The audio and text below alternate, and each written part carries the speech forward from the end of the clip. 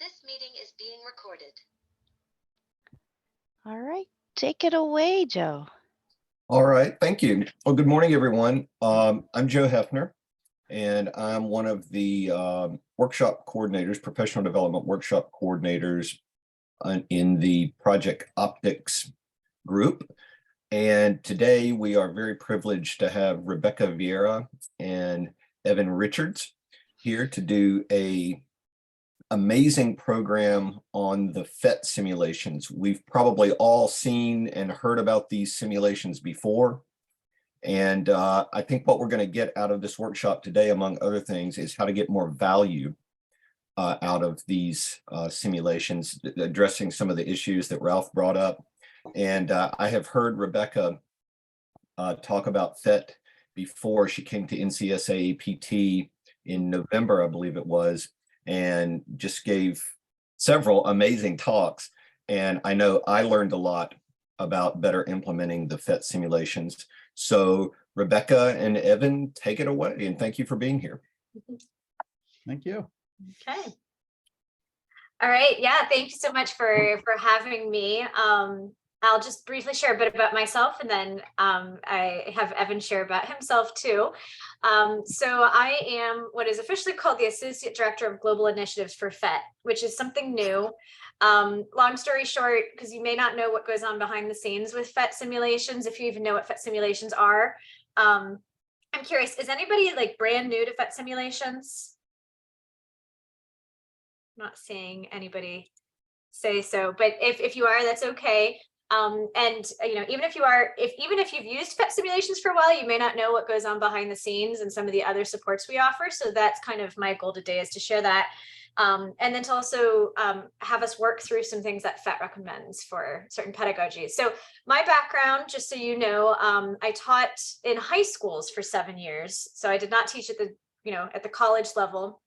That's why we have Evan here, so that we balance each other out a little bit.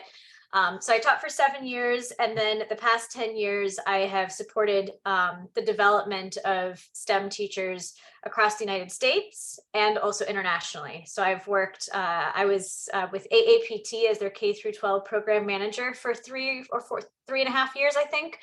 And now the past 5-6 years, I've been working mostly with teachers in Latin America and Africa. So all different kinds of contexts. So that's me. Evan, do you want to share about yourself? Sure. So I've been at Lee College now for, wow, almost 15 years. It's been a while. Got to work with Tom Okuma for most of that time, which I very much appreciated. Learned a ton from him. And been using PhETs now for over a decade. I've used them for quite a while, though when the semester that I will never forget hit, March 2020, COVID crashing into us, everybody going online all at once, including courses we never taught online before. PhET was a pretty valuable resource to get a lot of things converted and ready for online implementation. And so, my experience then does span teaching both with PhETs on campus, face-to-face course. I've taught them with hybrid courses, and I've taught them with fully online courses, both synchronous and asynchronous. And you know what, just saying that there's a small group here, Evan, I wonder if we should just have people give a 1-sentence intro, so at least everybody knows who everybody is. Is that okay with you? Yeah. And maybe we can start with the optics coordinators. What I'm going to suggest for the sake of time is maybe say your name, your position, and then like physically where you're located right now or where you work. Maybe we start with Chris. Hi, everyone. Chris Louie. I am physically located outside of Washington, D.C. in Maryland, and I am the director for optics, so co-PI, or I guess PI of the grant that's funding this initiative. Chris, who's the other co-PIs here? So we have Tom Okuma and Joe Hefner. So Tom and then Joe. Hello, I'm Tom Okuma, and I'm retired from community college teaching, which I did for 44 years. And I'm physically located right outside of Houston, Texas, near where I taught Lee College, which was in Baytown, Texas. Thank you. Joe? I'm Joe Hefner, also recently retired from 30 years of community college physics teaching and working with Tom and Chris on bringing these workshops to fruition. And I'm physically in Hickory, North Carolina. And I'm sorry, who's got the optics account? Who's that? I'm trying to unmute. I don't know. Is that me? Yes, Maybe. you. That's you. Oh, yeah, Okay, I sure. was working on trying to change it. Sherry Savrida, I'm currently coordinator with optics. I work with the PER group and the guidelines revision, the 2-year college program guidelines that are being revised. And yeah, happy to be here. Great. Oh, and I'm currently in Western North Carolina. I was teaching for many years in Central Florida at Seminole State College. Nice. Is there anybody else here who's from the coordinating group of optics? No. That's it. Okay, so let's go to Ralph. Just turned my mic off. I teach in Albany at Lynn Benton Community College physics since about 14 years. And what was else? That was about I Yeah. forgot. where you're located physically and your title and your name. So you're good. Awesome. Thank you. Anne? I'm Anne Mumpilly. I teach physics at Collin College, which is located in Collin County, Texas. And I'm at Frisco, Texas right now. Thank you. Brian? Hi, my name is Brian Lee. I teach physics and astronomy at Santa Fe College in Gainesville, Florida. Great. Raji? Hello, I'm Raji Kanambura. I teach physics at Collin College. Me and Anne are colleagues. I'm located in Dallas, Texas. Wonderful. Tiffany? Hi, sorry, I just woke up, so I'm not going to turn my camera on right now. I teach physics at Pasadena City College in California, and I've been there for, I think, my 4th year. Great. Thank you. Larry? I'm Larry Weaver. I teach at Johnson County Community College, which is physically located in the Kansas City suburbs, Kansas suburbs. Great. Thank you. And I know, Dean, you just joined. I've just asked people to share where they teach or what the, what your title is and where you physically are located. If you'd like to do so. Right. So I'm Dean Stocker. I teach mostly intro physics at University of Cincinnati Blue Ash College. Nice. Thank you. All right. I don't think I missed anybody, did I? No. Okay. So we are a smaller group, which is actually great because it just means it gets to be a little bit more, more of an intimate experience. I do have a couple of slides I wanted to share, but I don't want that to supersede the importance of us communicating and talking to each other.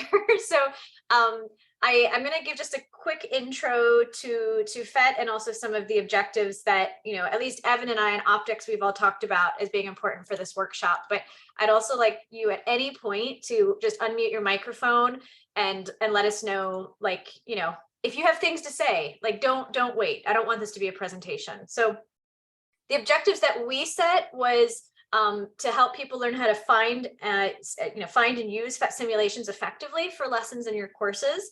And then I think probably really critically, learn how to write effective prompts for use with small group or homework activities, because I think that's something that I've seen a lot of folks, they go straight to the PhET simulations, but they don't know about other resources that can actually help you use the simulations to integrate them in classroom activities.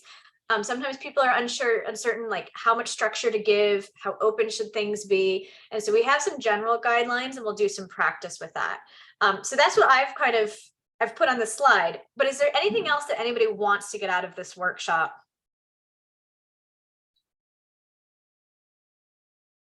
What, does anybody have any expectations? Or are there zero expectations today? That's right. You're going to put some pressure on our shoulders. That sounds great. Like if we could expand also in various given times, like for example, how about getting something reasonably in 15 minutes, or if that's yes. at all? how do we get something into 50 minutes? Like Yeah. I use it also as a pre-lab now to kind of get the feet wet with the topic that the students will be thrown in something that is much cleaner. Is that, I mean, I know that students enjoy it, but is that something that you would guide into, or that would also be really helpful? Absolutely. And my short answer to that whole thing is PhET simulations are intended to be used in many different ways. And so there's, yes, all the things you're mentioning, I'm glad you're thinking broadly like that, because sometimes I think we think about using simulations in a certain way and don't consider others. So we are going to address a couple of different things like that. So we'll do our best. And then I'm also going to share with you where you can learn more and where you can find some inspiration too. Does anybody else have any expectations they want to share? No. Okay, then we're gonna. Oh, sorry, one more thing.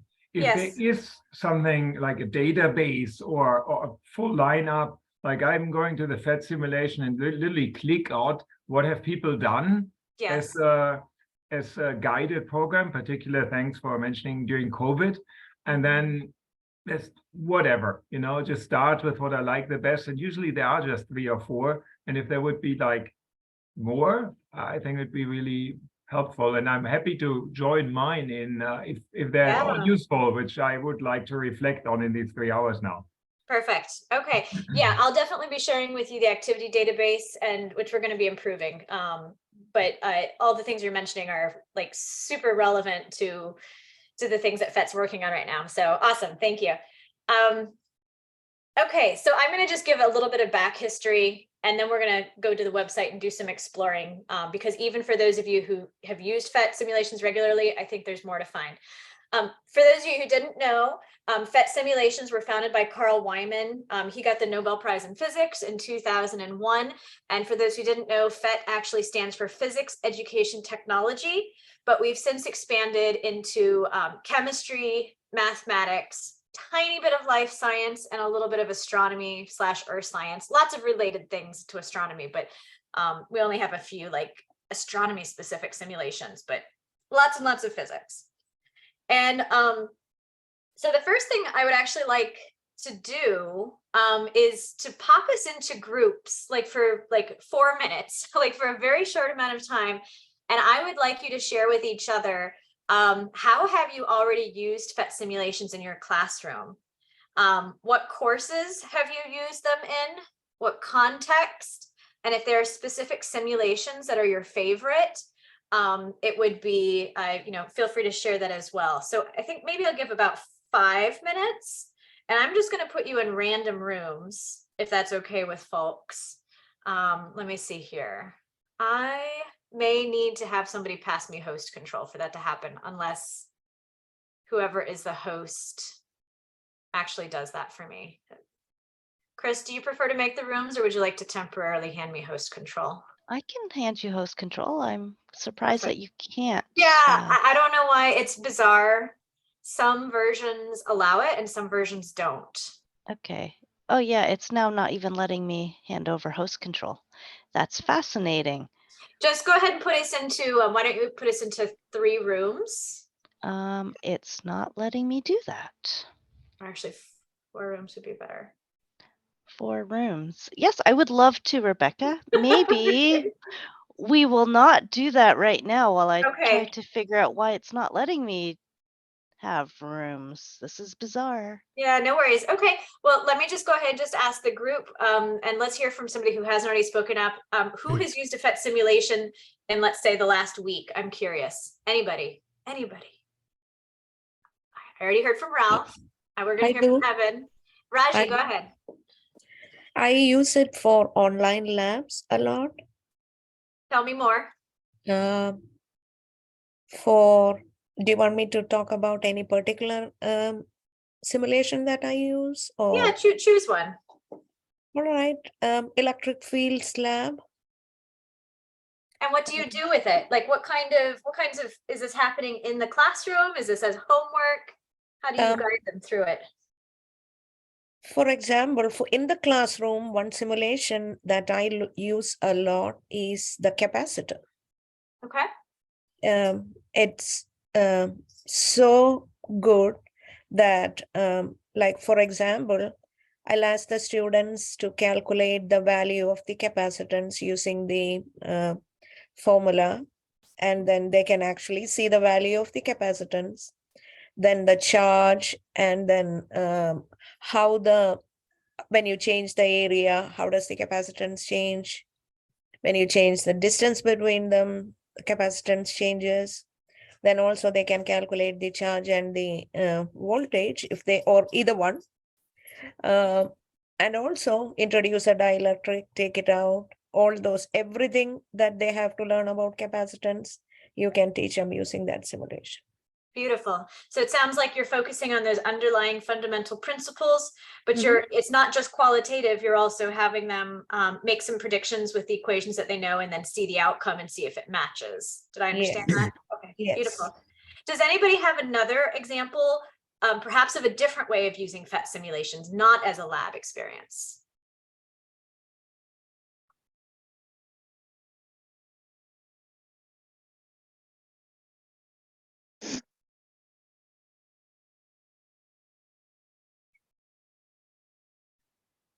Dean, Dean, go ahead. I was just going to say that one of the things that we do when we're doing electrostatics, I introduce it as a way to, maybe they're doing homework or they're doing some group activity in class and they try and get something that works and then go and check it in PhET. So maybe, you do the math and then you open PhET and put the charges the way they were, drop a probe in and see if you were anywhere close to the right answer. Nice. Great. Does anybody use them as part of their, like, I'm not a super fan of the word lecture, but like as part of their presentations, like, do you use them as illustrations and visual aids? Ralph, how do you do that most effectively? I'm curious. Like visual aids, seldom. Usually after I used it, I make an activity, and there could be a classroom activity. For example, the pendulum. It's way quicker to have them swing the pendulum and at the computer than actually setting it up quickly.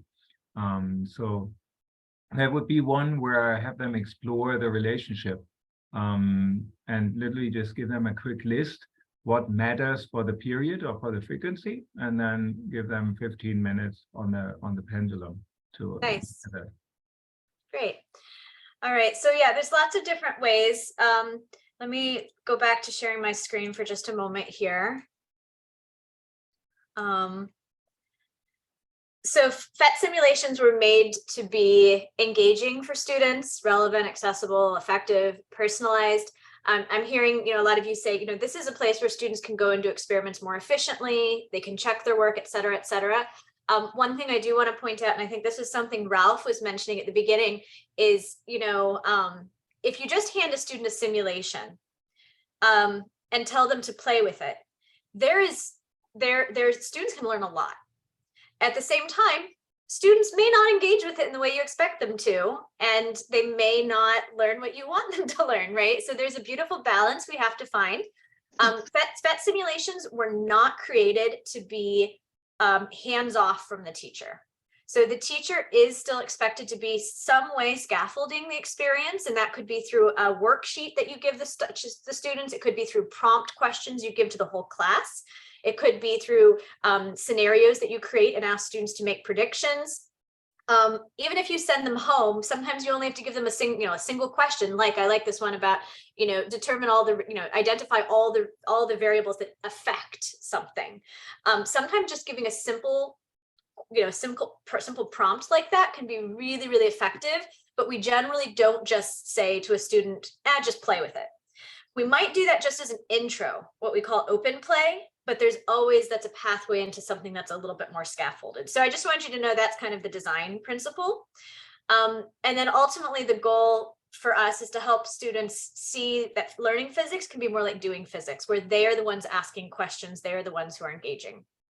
And then you may or may not know this, but PhET simulations are actually deeply rooted in physics education and STEM education research. So in addition to building simulations that we know tackle hard to learn concepts and hard to teach concepts, every time we go through the design process, we do interviews with at least 7, I think it's generally six to 8 individuals, so that we get a sense of what are students saying, what are they drawn to, what do they have questions about, and if they have a misunderstanding, is that misunderstanding corrected, or, you know, being worked on in some sense, being remediated in some sense, to help students actually learn. Because the last thing we want to do is to do harm. And it is very possible in physics classrooms, as you probably know, it is very possible to harm students' understanding.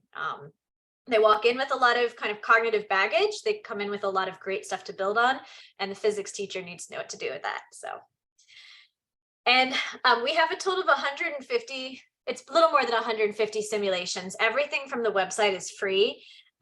This is, you know, potentially not your case, but because I work globally so much, it's a really big deal that our simulations can be downloaded.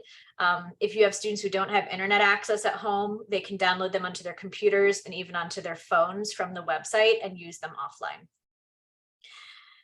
So the first thing I would like us to do, and we'll stay in a big group for this, I'm going to give you the link to the PhET website. And I would like to ask you to explore, and there's a couple ways to go. I would actually like you to go to all sims, so simulations, all sims. And I want you to open up a simulation that you have never seen before. And I want to challenge you. You know, if you're a physics person, you might automatically just click on physics. That's great and fine. But you might also find that like math is relevant, for example, or some of the quantum chemistry, like depending upon what you're teaching. So I'm going to give you this link in the chat. I'm going to stop sharing my screen. And feel free to just go ahead and explore right now on your own. I'll give about 5 minutes. And if you want to talk out loud, that's totally fine.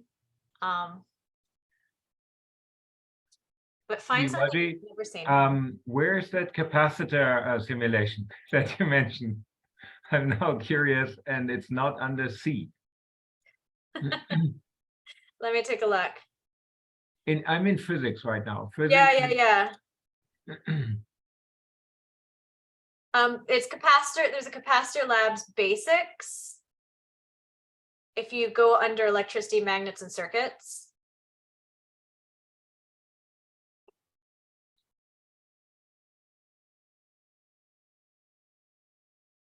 And it looks like electricity circuit. Yeah.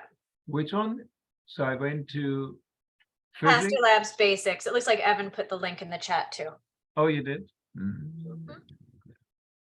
Yeah, a fun technique is Google is great at tracking down what PhET you want. So I just Googled capacitor PhET and blammo, it's the first link that pops up. Okay. And actually, I do want to say a note about this though. So we have legacy simulations. The link I gave you takes you to all of the HTML5 simulations, which can be used on the phone, the computer, etc. This capacitor lab that you're looking at here is an older Java version that will not run on smartphones and only runs on the computer with a patch called ChirpJ.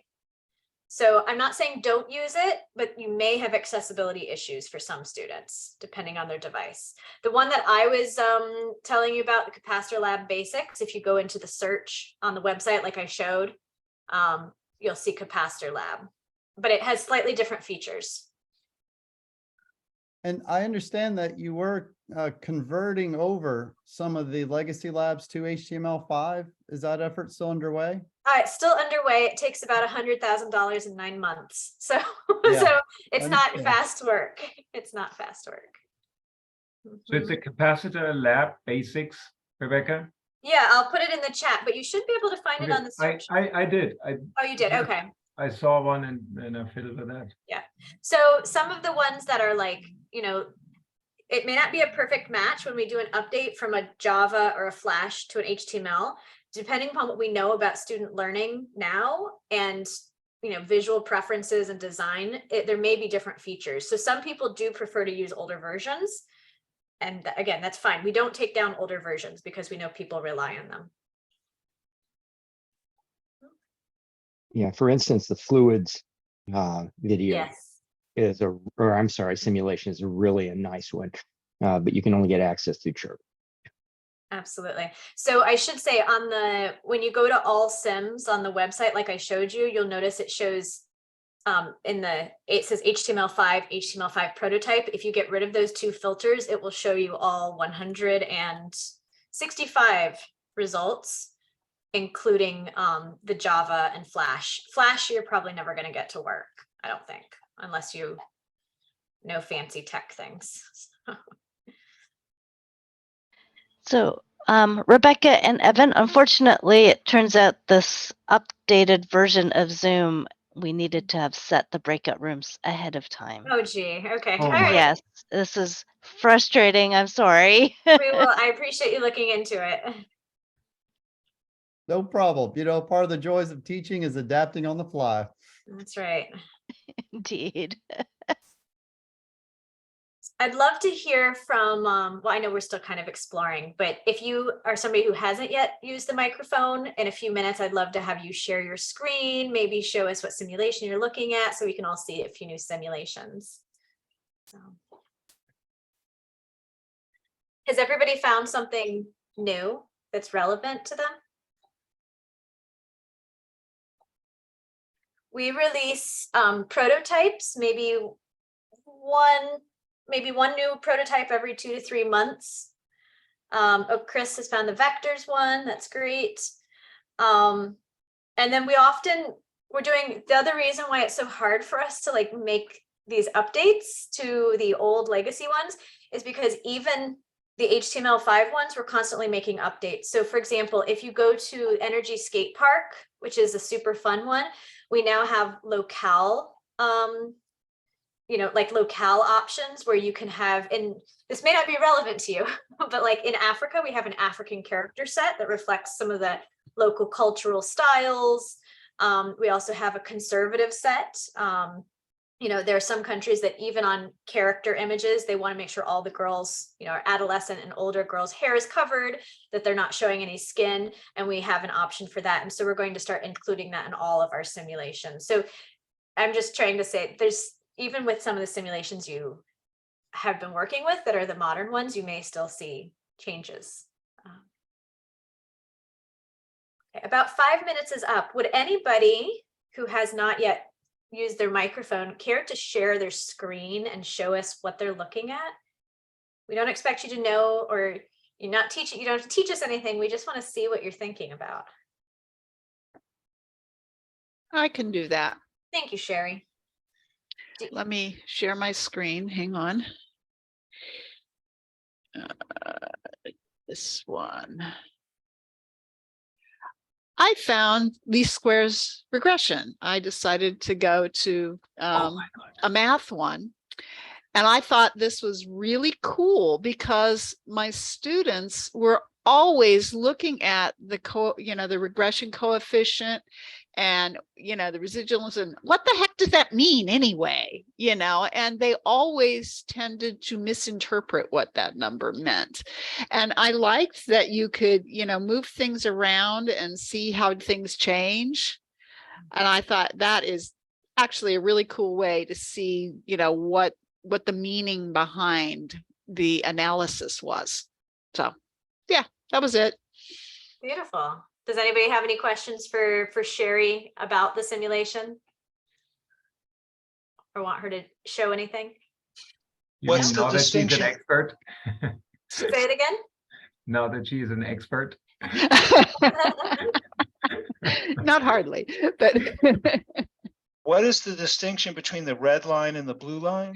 The red line is the best fit and the blue line is what you play with. So you can, for example, change the coefficients here, so change the intercept, change the slope. And I can see, using this with my students, say, okay, look, so here's your data. How does this, what do you think the line should look like? And have them play with it until they think it's good and then actually do the best fit line and talk about the differences. And it's kind of cool. Mm-hmm. Beautiful. Can you read data in? I didn't see a way to read it in, but you can place it. So it's not super exact on the placement of the dots, but you can place them in. There's a little bucket here to pull the data points out of. It looks like if you go up to the top to the drop down, it says custom. Oh, okay. So you cannot put your own data, but you can use a variety of data sets. Got it. So like, the temperature is a classic one, temperature. And Oh, here you go. Life expectancy versus TV. I was at TV ownership, average number of people per TV. Wow. Great. Thank you so much for sharing, Sherry. I appreciate that. And that is a really fun one. And you would have never, here's the thing. I agree that using Google to do a search for the Sims you want is fabulous, but please do visit our website occasionally because there's really cool things. Thank you, Sherry. You can stop sharing now. Would anybody else care to share one that they found that was intriguing? Go ahead, Brian.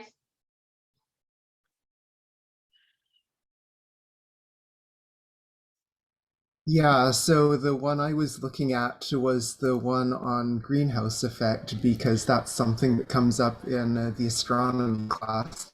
And so I was looking to see what kind of visual I could get from this one, since I hadn't explored it before. And one of the main things that we emphasize about the greenhouse effect when we're doing it in astronomy class is that if you put some greenhouse gases, then those can absorb and send infrared light back down to the ground and heat it up again. So it's nice on the simulation that you can see the infrared light coming up from the ground and then coming back down and hitting the ground and heating it up again.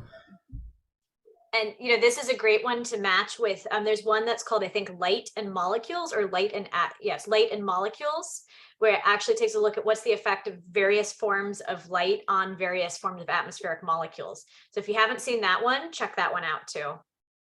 All right. And this one was just recently updated, like less than a week ago. So I'm glad you found this one. Nobody else has probably used this one, I'm guessing, here. Not this version anyway. Thank you, Brian.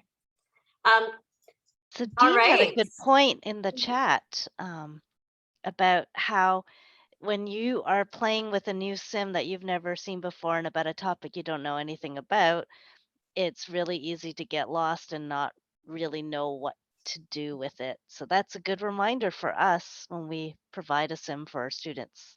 Absolutely. Absolutely. Great. Well, thank you so much for sharing all those. I do hope you take some more time to explore. I want to share just 2 more slides before we transition to our next activity. And that is, we have a whole webpage on the PhET website about research, and that's just research we've done internally. If you look on Google Scholar, you'll find tens of thousands of pieces of research on PhET simulation use, including a lot of global research that shows that when you're comparing traditional teaching, and I'm talking like traditional non-inquiry based teaching with the use of PhET simulations, with people who use PhET simulations tend to show substantial increases in learning and also attitude about science. But I think there's interesting studies that have also happened that PhET has done, and that is comparing hands-on inquiry-based physical labs with inquiry-based simulation use. And as much as I might have a knee-jerk reaction to this, the reality is that in many cases, not all, in many cases, when we're talking about conceptual understanding, using the simulations results in greater conceptual learning, as opposed to doing physical hands-on activities. Now, I say you have to be very careful with that data because it depends upon what you're talking about. In the case of something like waves, you can imagine having students do a slinky lab. It is just hard. It is very hard in many cases to see what's going on. You want to be able to slow it down. You want to be able to measure things. And using a simulation is just much more effective.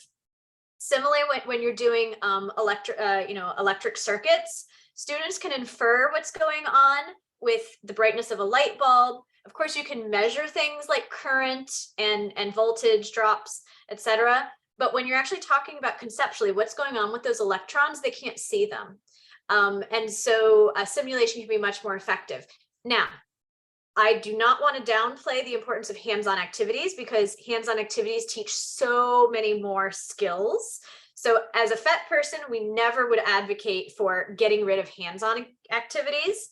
But there are absolutely times where there's like more critical pedagogical moments where simulations are more effective. So there's a lot of data behind that. And I'm sure there's a lot more nuance, and some of you may know a lot more about it than me, but I just want to put that out there, that it's good to look at the evidence, and particularly behind circuit construction, we know conceptually, it's very, very, very helpful. Does anybody have any questions or comments before we start transitioning to looking at some pedagogy? Do you have a Slinky FET?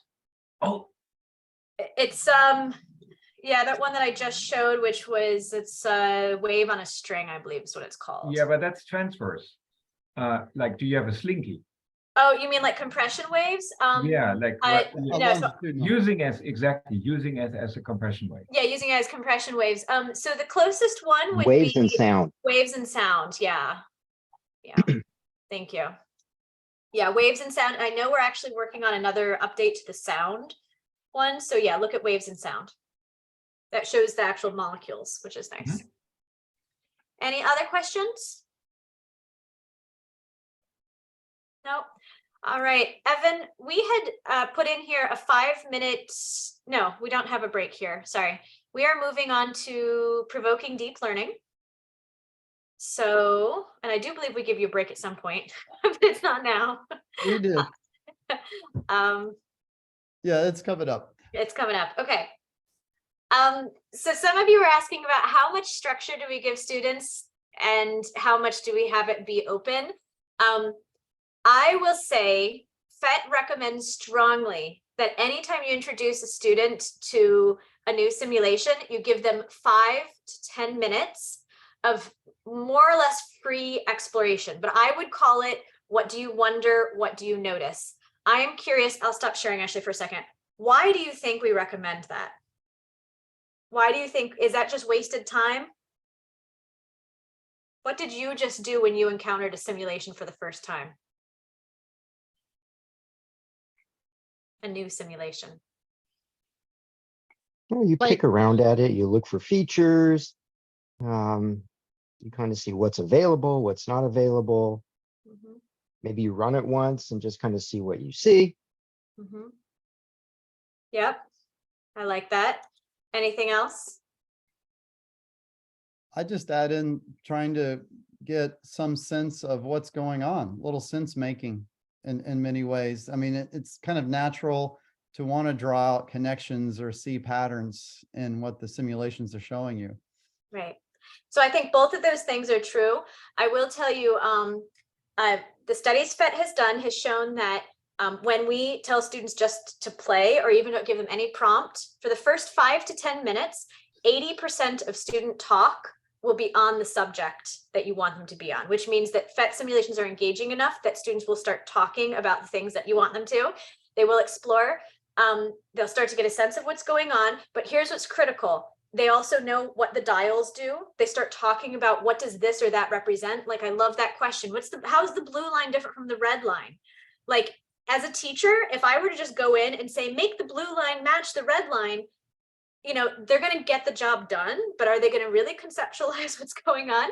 So, and then I think the other thing that's really important is students start to ask their own questions and they start to be curious. And so we always recommend at least 5 minutes, because also students recognize in those 5 minutes, there's no learning expectation. So even if they're not learning about the physics, they are learning about the interface, and that empowers them to later be ready to start focusing on the physics, if that makes sense. Okay, so I want to just give you an example of something that PhET does not recommend now in terms of getting students Rebecca, can I ask a question here? Sure. Would you recommend to have each person in a group on a single computer, or looking possibly at just one computer about these 5 minutes of playing where they ask questions and interact? What? Yeah, so, you know, that's a good question. Most of what we're going to be talking about today is circumstances where we have small groups or individual work. Personally, I would not do more than 1 device per 3 students. I mean, no less than 1 device per 3 students. I mean, I think during that particular moment, even if students have their own devices, encouraging them to share out to each other what they've learned, like even before you ask them to draw that out with the whole class, turn to your partner. What does your partner notice? What do you notice? What questions do you have? Like, even it's very common nowadays in high school to do this. What do you notice? What do you wonder? And you can even be more explicit and say, you know, write down 3 things that you notice, write down 3 things that you wonder, turn to a partner and share with them at least one thing you noticed that they didn't notice.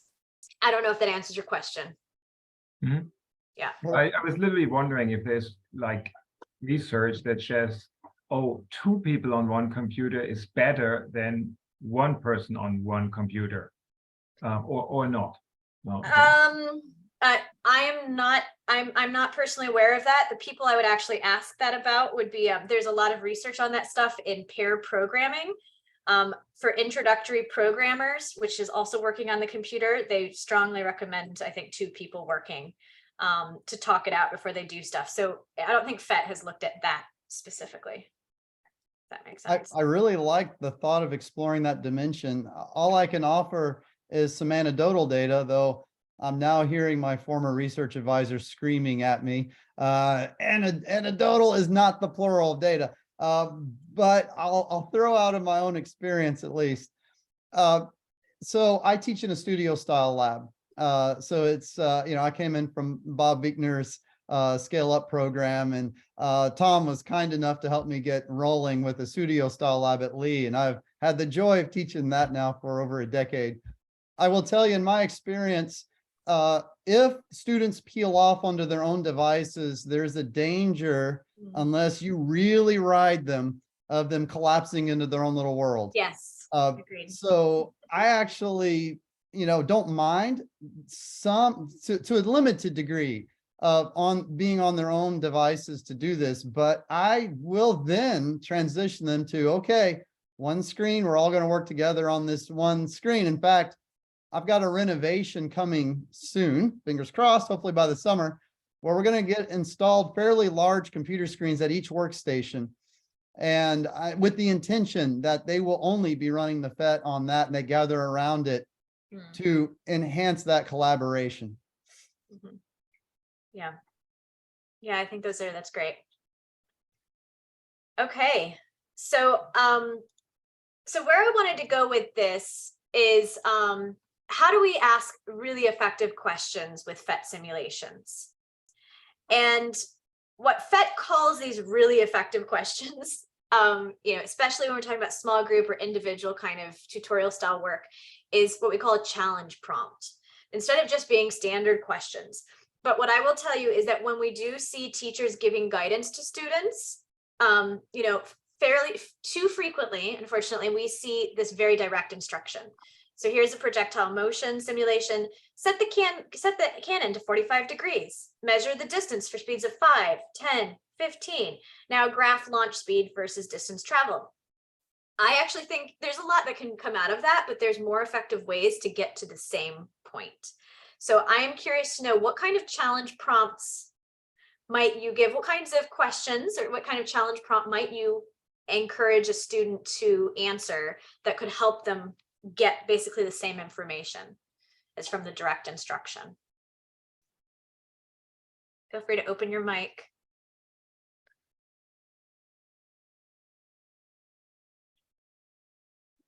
How would the range change with or without air resistance? Oh, that's an interesting one.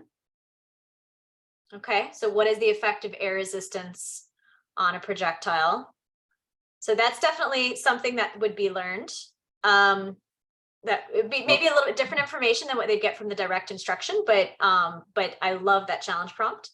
Who just raised a hand? Brian? How about figure out what combination of variables will get your projectile to go the farthest? Okay, nice. And that may have the air friction kind of built into that as well. Good. So there's lots of possibilities. You could even prompt them to say, you know, provide quantitative evidence, right?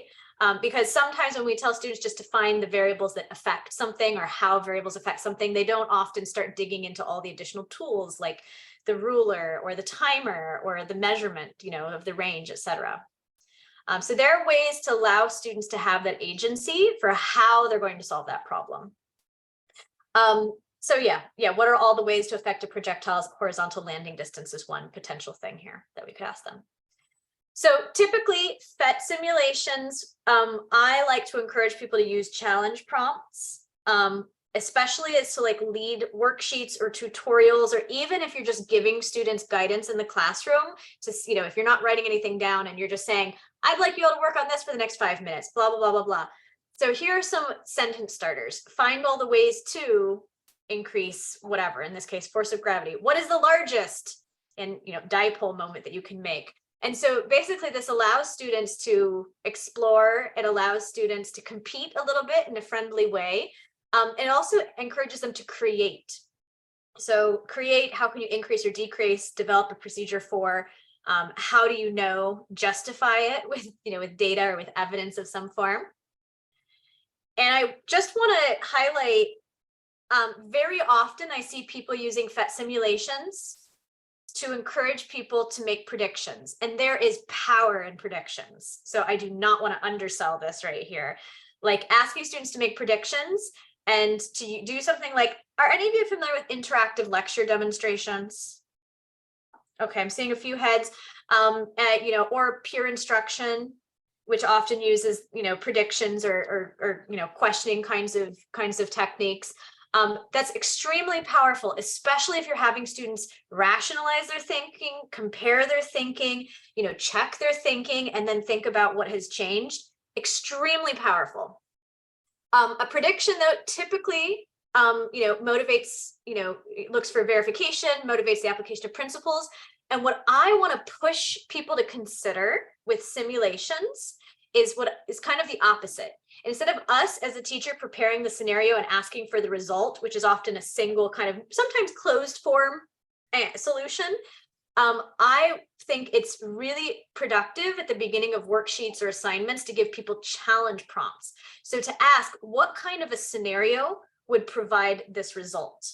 So kind of like you just saw, right, in the one right before here, what are all the ways to affect a projectile's horizontal landing distance? You know, another question could be asked, you know, if we wanted to have a range that was at least whatever, what are the different setups that you could produce in order to see that range? So a challenge prompt goes the opposite way, requires students to use a simulation to create and test scenarios. There may also be multiple possible correct solutions to those scenarios. So I'm going to give you one. I want us to actually do it right now because I think it's fun. I would like you all to create a circuit with 3 light bulbs, and each bulb must have a different brightness. And I want you to be as creative as possible. I'm going to go ahead and give you the PhET. This would be PhET, probably CCKDC, I think. And so yes, I use Google as well. I'm going to go ahead. Let's just give you, like, you probably don't need long for this, maybe 3 minutes, 5 minutes. There we go. And yeah, I'll share my slides. Ralph, do you mind if I share them at the end though? Or would you like them now? The end, okay. So take a moment now. And the request is, I would like you to make a functioning circuit that has 3 light bulbs, but each bulb must have a different brightness.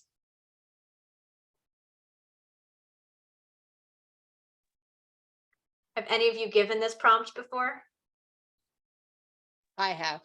Oh, good. Did it go well? I have. Yes, actually. Good.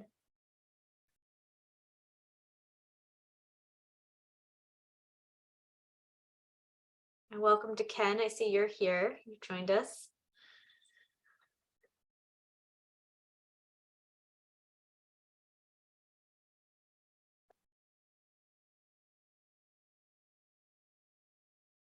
And Evan, while folks are working, I'm wondering if for this next part, which you're going to do, because we're not going to use the breakout rooms, do you want to have people do dizzy bugs or go with the flow? Or what do you propose? You know what I'm thinking is just allow, you know, whoever wants to pick dizzy bugs, go for it. Whoever wants to try go with flow, go for it. Because I think we'll have time to talk a bit about them both. Okay. You know, if I'm just kind of roughly looking at things there, and they're both fairly short activities. I mean, neither one's very long.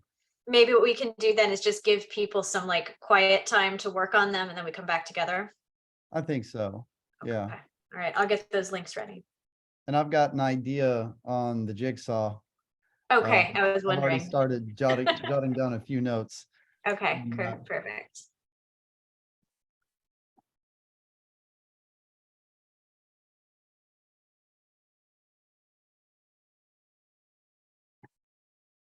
Does anybody have a solution for me yet?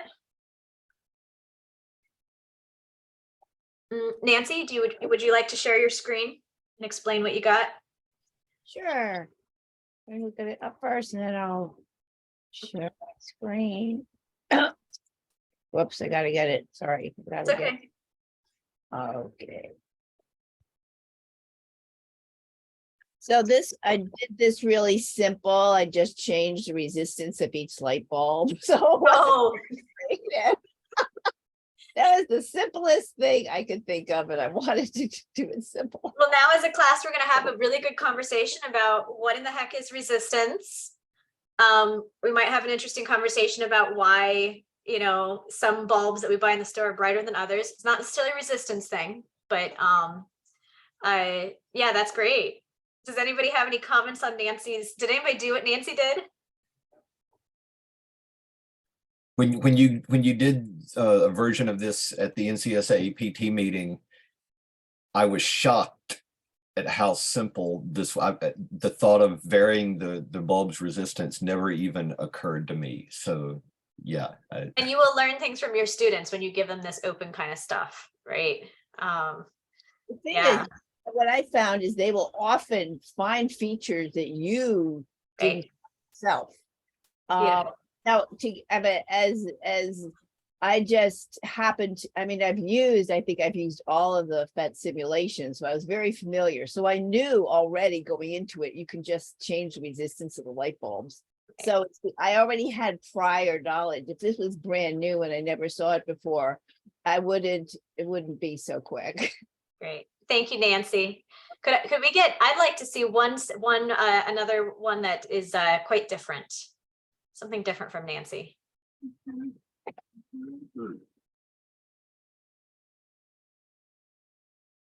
Who else has had success? Brian, you made 3 batteries, all different voltages. Okay, so you can vary the voltages as well. And are they actually? It'd be interesting to see yours, because is that one circuit or is it multiple circuits? Aha.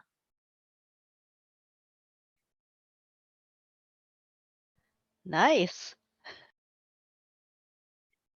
Nice. Okay, great. And I saw there was another hand that went up. Who is that? I missed that person. That was Larry, I think. Larry, do you want to show yours? Just trying to put it in chat. I can't seem to get it in chat. Oh, anyway. Let's see here. Share screen. It's all right. How do I? It's a mess. And you know what? I shouldn't laugh, because kids will do this stuff all the time, right? Or you may not call your students kids, but we've seen some really creative kinds of things going on here. Now, there's a lot going on. Well, if I did it more organized, it wouldn't seem so crazy. It's just one resistor, no resistors, one resistor, 2 resistors in series with the bulb. Got it. Got it. Beautiful. And then everything's in parallel. So beautiful. So this is very much a qualitative experience. And, you know, I would probably do this kind of stuff like near the beginning, like in an introduction or a transitional point, right? Because here there may be a lot of variables. There may not be so many variables. It's about understanding that system. What is going on here? Let's see. Tony, did you want to show yours as well or make a comment?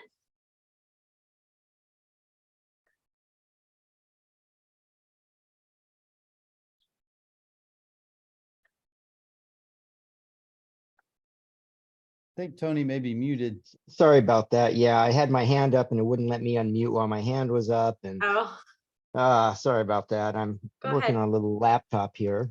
It's all right. So I just put 2 resistors or 2 bulb resistors in series. Beautiful. And then I'm sorry, in parallel, and then put them in series with just another resistor or another. Oh, it's too early in the morning. Another bulb. So I immediately want to get out my crayons and sketch this and understand why those two bulbs on the left are different, you know? That's intriguing. And I also love the comment here from Joe about when I was a student, I was perplexed at how the images looked, the drawn circuits looked so nice in textbook, but different in real life. And so hopefully this is a little more real life, what you've shown us here. It doesn't have to be in a rectangle. So. Yeah, it's a bit sloppy, but also the fact that the bulb in the lower right-hand corner is the brightest of the bulbs, Yeah. even though it's the last in the process. Right. Nice. Thank you. And Ken, you'll be my final person. Go ahead and show us what you got.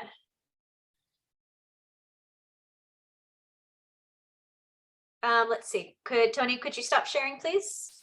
Yes, just a moment here. I'm lost in my screens here. I understand. There we go. Sorry about that.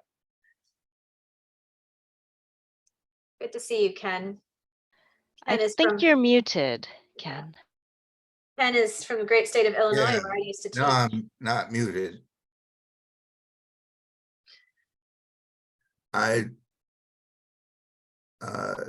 made a parallel circuit and I got two bulbs and I just added an extra battery and changed the voltage of the second battery. There you go. And I mean, I love this because I don't think we would encounter this kind of scenario in many of our very pristine, pretty physics problems, you know? This adds another level of. I was just thinking about it from the point of view of a student who had not yet been introduced to resistors. And I would have been thinking only in terms of batteries and light bulbs. Mm-hmm. And when I clicked on the battery, I saw the voltage at the bottom and how easy to adjust it was. So, and I'm familiar with multiple, very different voltage bulbs. So I was trying to come up with a way that a student who knew nothing about this except light bulbs and batteries would approach it. Mm-hmm. Nice. Awesome. Thank you so much for sharing that. You can go ahead and stop sharing now. I think now it's over to Evan to go ahead and introduce us to our challenge prompt exercises. Okay, so Evan, in fact, Rebecca, do we have, oh, I'm sorry. Yes, Ralph. Could I, Rebecca, when we do an exercise like this, or maybe Evan gets to that, now we heard 4 solutions and I am utterly confused. Okay. I mean, I'm playing student. So, oh yeah, we can do that. There's plenty, but there's no clue why. Right. Would you do that or? Well, so I would not just leave them with that, no. And so, well, what we're going to do next is to show more of a full learning. I wouldn't call it full learning progression, but a progression. What I was trying to do right now is to illustrate what a challenge prompt is. Okay. Because a lot of folks really struggle with that. You know, it's very possible none of you will, but the teachers I work with are utterly confused about the difference between and it's not so much in the United States, but everybody can ask prediction questions. People really struggle to write challenge prompts. And so why don't we, I agree, we wouldn't just stop there. We would now take that information. And I think part of it would depend upon what my learning objectives are. So my learning objectives may not involve, highly complex circuits that are neither series nor parallel or have, multiple voltages in them. I think it would depend. If I was in the middle of trying to teach students, the relationship between, let's say, voltage difference across a resistor, across a light bulb, and then the actual brightness of the light bulb, I would say, okay, let's take a look at all of our scenarios. Let's do the color coding. Let's see what's going on here. Turn to a partner. Does it make sense to you? Does it make sense to me? So I think it kind of depends. The other thing, if this was at the very beginning, then I might have students actually craft some kind of a document that lists out, here's what I think affects the brightness of a light bulb. List. And then as we go throughout the remainder of that unit, we start to actually draw these things in. What is this? This has to do with something called current. This right here has something to do with resistance. This right here has to do with something with potential difference. And to help them start to craft that into like a concept map that is actually meaningful, but now they've had some kind of like experience off of which to build. I don't know if that makes sense to you or if that satisfies you, Ralph.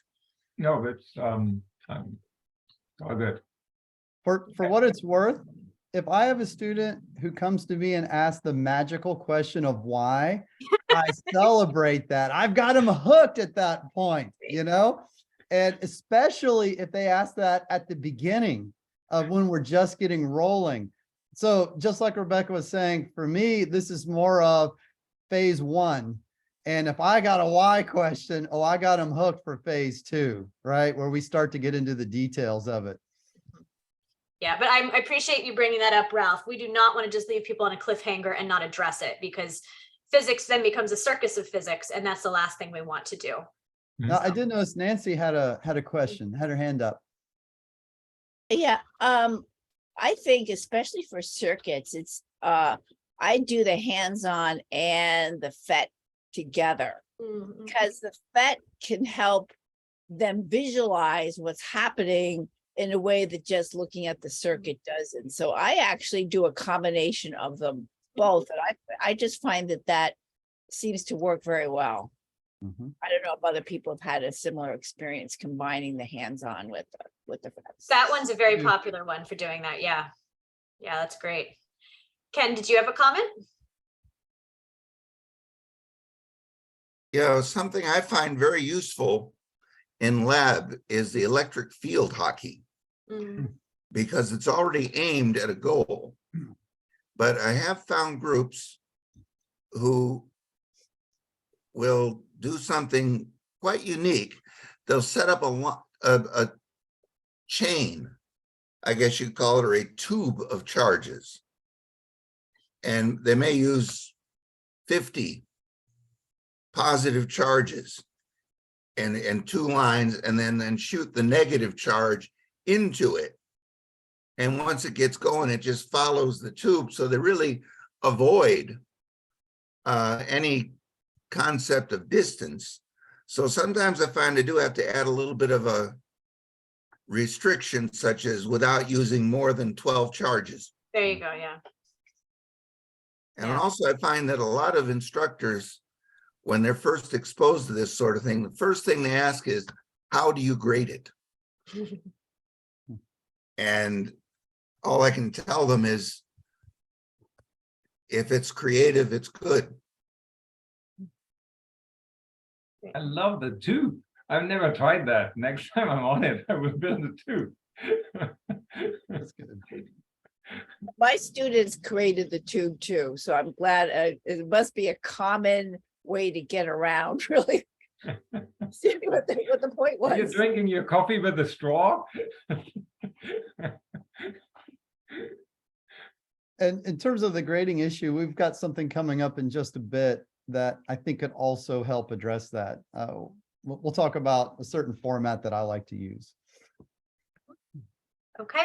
All right, Evan, it's over to you now. Okay, let's see. I noticed you've got a link to go with the flow. Is there a way to? Perfect. You read my mind. All right.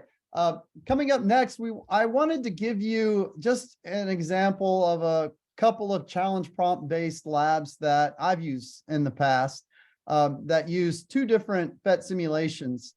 One is more of a fluids type lab, and the other one is more of a rotational dynamics sort of lab. And so what I'd like to do is to give everyone a choice to pick your favorite, which one you may be most interested in, and open it up and give it a try. Though one thing that I'm going to ask you to think about as you're going through whatever choice you make is to reflect on how this approach that you see in these 2 labs may be either similar or different from your own approaches, from the labs that you tend to favor in your classes right now. So I'd like to give everyone just a bit of time. Check out the chat line. The links are there to the Go with the Flow. That would be the fluid dynamics lab. And then we've got the rotational dynamics one, Dizzy Bugs. That's the other one.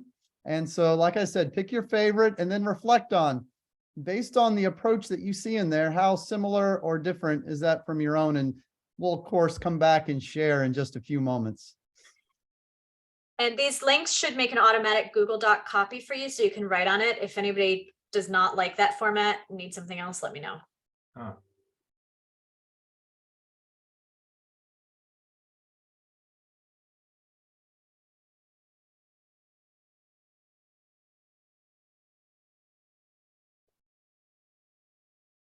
I'm sorry, in the link, it just sent me to a sign-in page. So what am I? Let's see, do you have a Google Drive? It's not open right now. It's probably asking for, because it's making a copy to your Google Drive. Did I just get to go to the PhET that you're talking about, or is this a document? It's a document. I can upload it as a Word document if you prefer. That would be so much better. Which one are you trying to go to? I was wanting to look, I was going to look at the flow one. Okay, let me download it and then I'll upload it here to the chat. So it's in a Word document.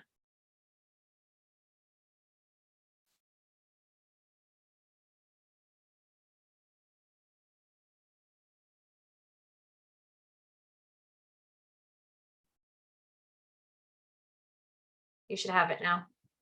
Okay.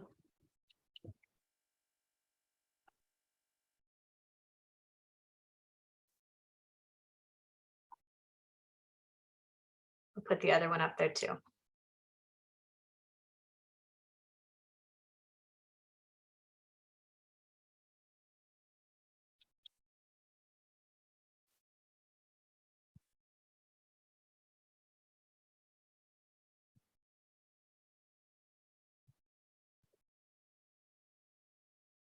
Shall we give people about 5 minutes, Evan, or do you think more time? What do you prefer?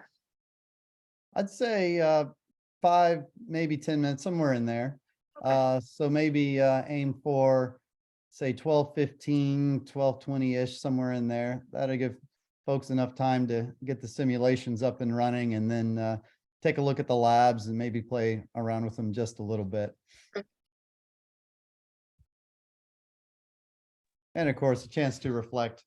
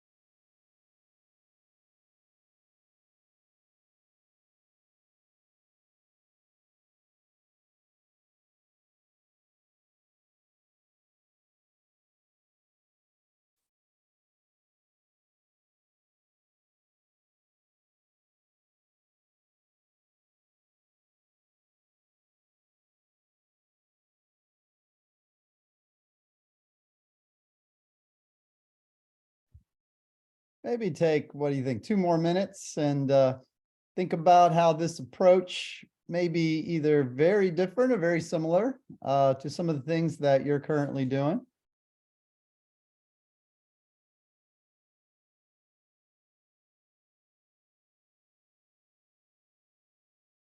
And of course, we'll ask you to, well, volunteers to share out what your thoughts may be.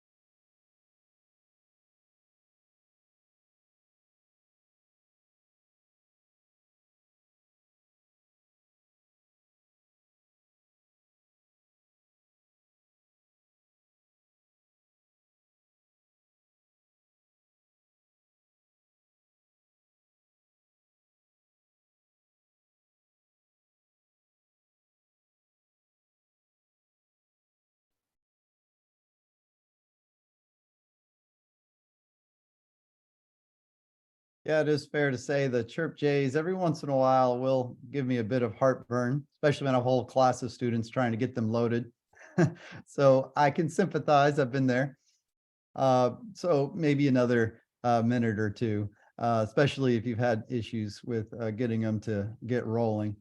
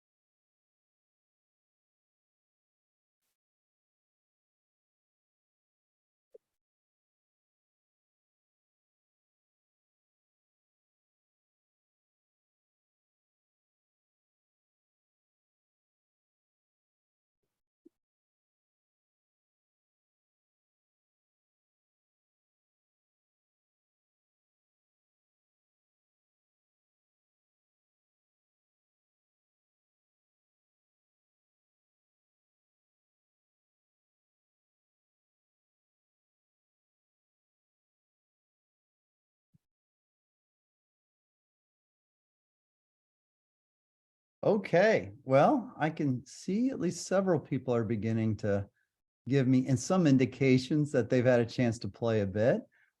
Ken, I did notice that your hand was up. Did you have something for us? Yeah, I'm doing excuse me. Yeah, I'm doing the fluid one. And I found it interesting with looking for 3 ways to change the pressure. There are 2 very easy ways to decrease the pressure. But to find a 3rd one, I had to use a little more creativity. And I thought that was requiring 3 to go by and one easy way is just to change the width of the tube. Another easy way is to just move the sensor, but to find a 3rd one that was not narrowing the tube and was not moving the sensor to higher in the tube or lower in the tube was required something more on the order of just lower the entire tube, or excuse me, raise the entire tube relative to the output, because flow rate didn't affect the pressure. Where the input tube was didn't affect the pressure. So I was able to find that moving the portion of the tube that the water was flowing through, but that took several actions to get it to happen instead of just grabbing one handle and moving it or grabbing one sensor. You had to do more than one thing at a time. I've been known to frustrate my students on more than one occasion. In fact, I've got another example of a particular activity that I like to use as an illustration for something we have coming up that drives them bananas when it comes to Newton's third law. They absolutely hate that lab, but oh, do they never forget it. So yeah, I'll give you a quick example of that one a little later on. So yeah, for me, I like to use frustration as a tool because it tends to stick with them. Yes, and if it turns out that the solution is not that how to do it, if they can eventually find a way that doesn't look that difficult after they've fought through the frustration, that seems to really stick with them more than just hard or just easy. Yeah, absolutely. Thank you for that. I'm curious, did others have thoughts?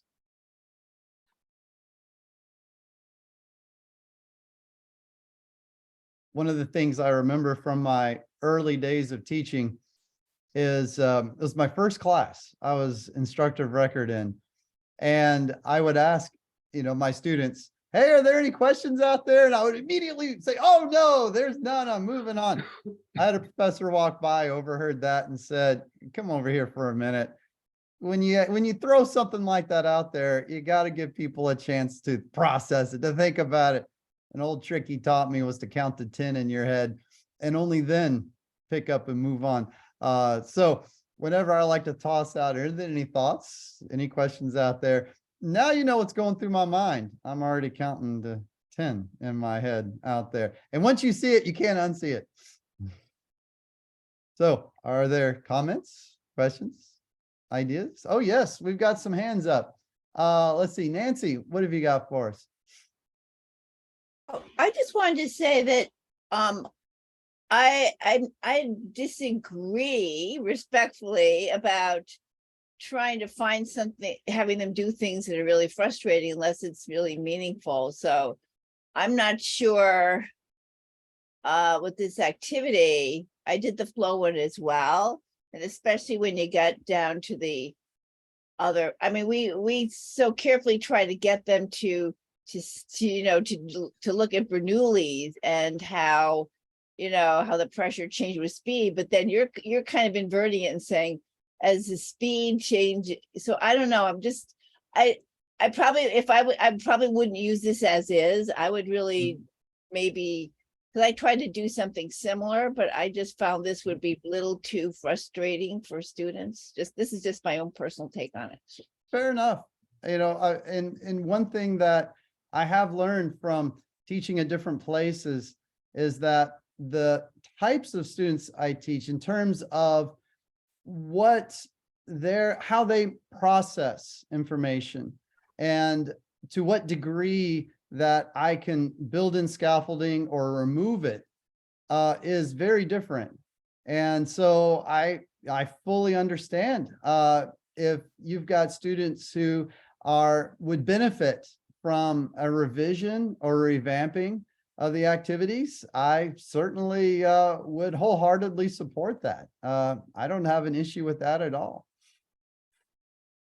All right, let's see. Yes, Brian, I think you had a question or a comment. Yeah, just a comment. So on the flip side here, I thought that the prompts were nice and short, so it kind of was anti-frustration in that sense, because the students don't have to deal with 5 pages of text and trying to read through it all before they get down to trying to do the task.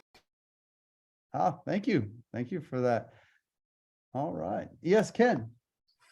I found that this sort of thing works best before the students read the textbook.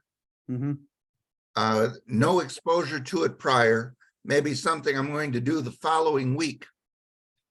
And then a little bit of time in lab, or if I had an appropriate room, maybe something at the end of the week to make it so that when they do read it, they've already seen it. And if they want to, they can go and look back at it to add, it seems to add reality to the book. It's not a video, which means it's not a video game, and it's not completely, well, it doesn't matter what happens because all I have to do is reset everything and nothing matters. Yet it's not completely a book where, well, I just search for the answers as I need them, which is what they come from high school. A lot of students I get in community college come from high school with having gotten so very good at searching an ebook that they will read the book after they do the homework and search for the paragraphs that apply to the homework and then focus on just those paragraphs and ignore everything else. They've learned to edit what they look at. If it has the answer and if they can find a sentence that explains their answer to just a number question, they'll do that. So with my homework, 5% of the grade is whether you get it right. 95% is how well you explain it. Yeah. And also you can't find those sort of answers on Chegg. And absolutely. Oh yeah, I'm with you on that. In fact, it's a beautiful lead-in to what I was going to mention next on a related approach that I like to take on all this. In fact, Becca, is it possible to show perfect? You knew exactly where I was going.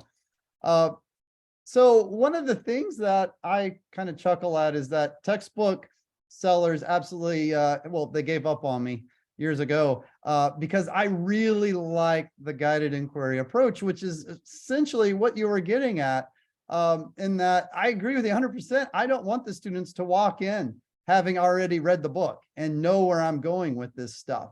The closer I can get to tabula rasa in a lot of ways, the better.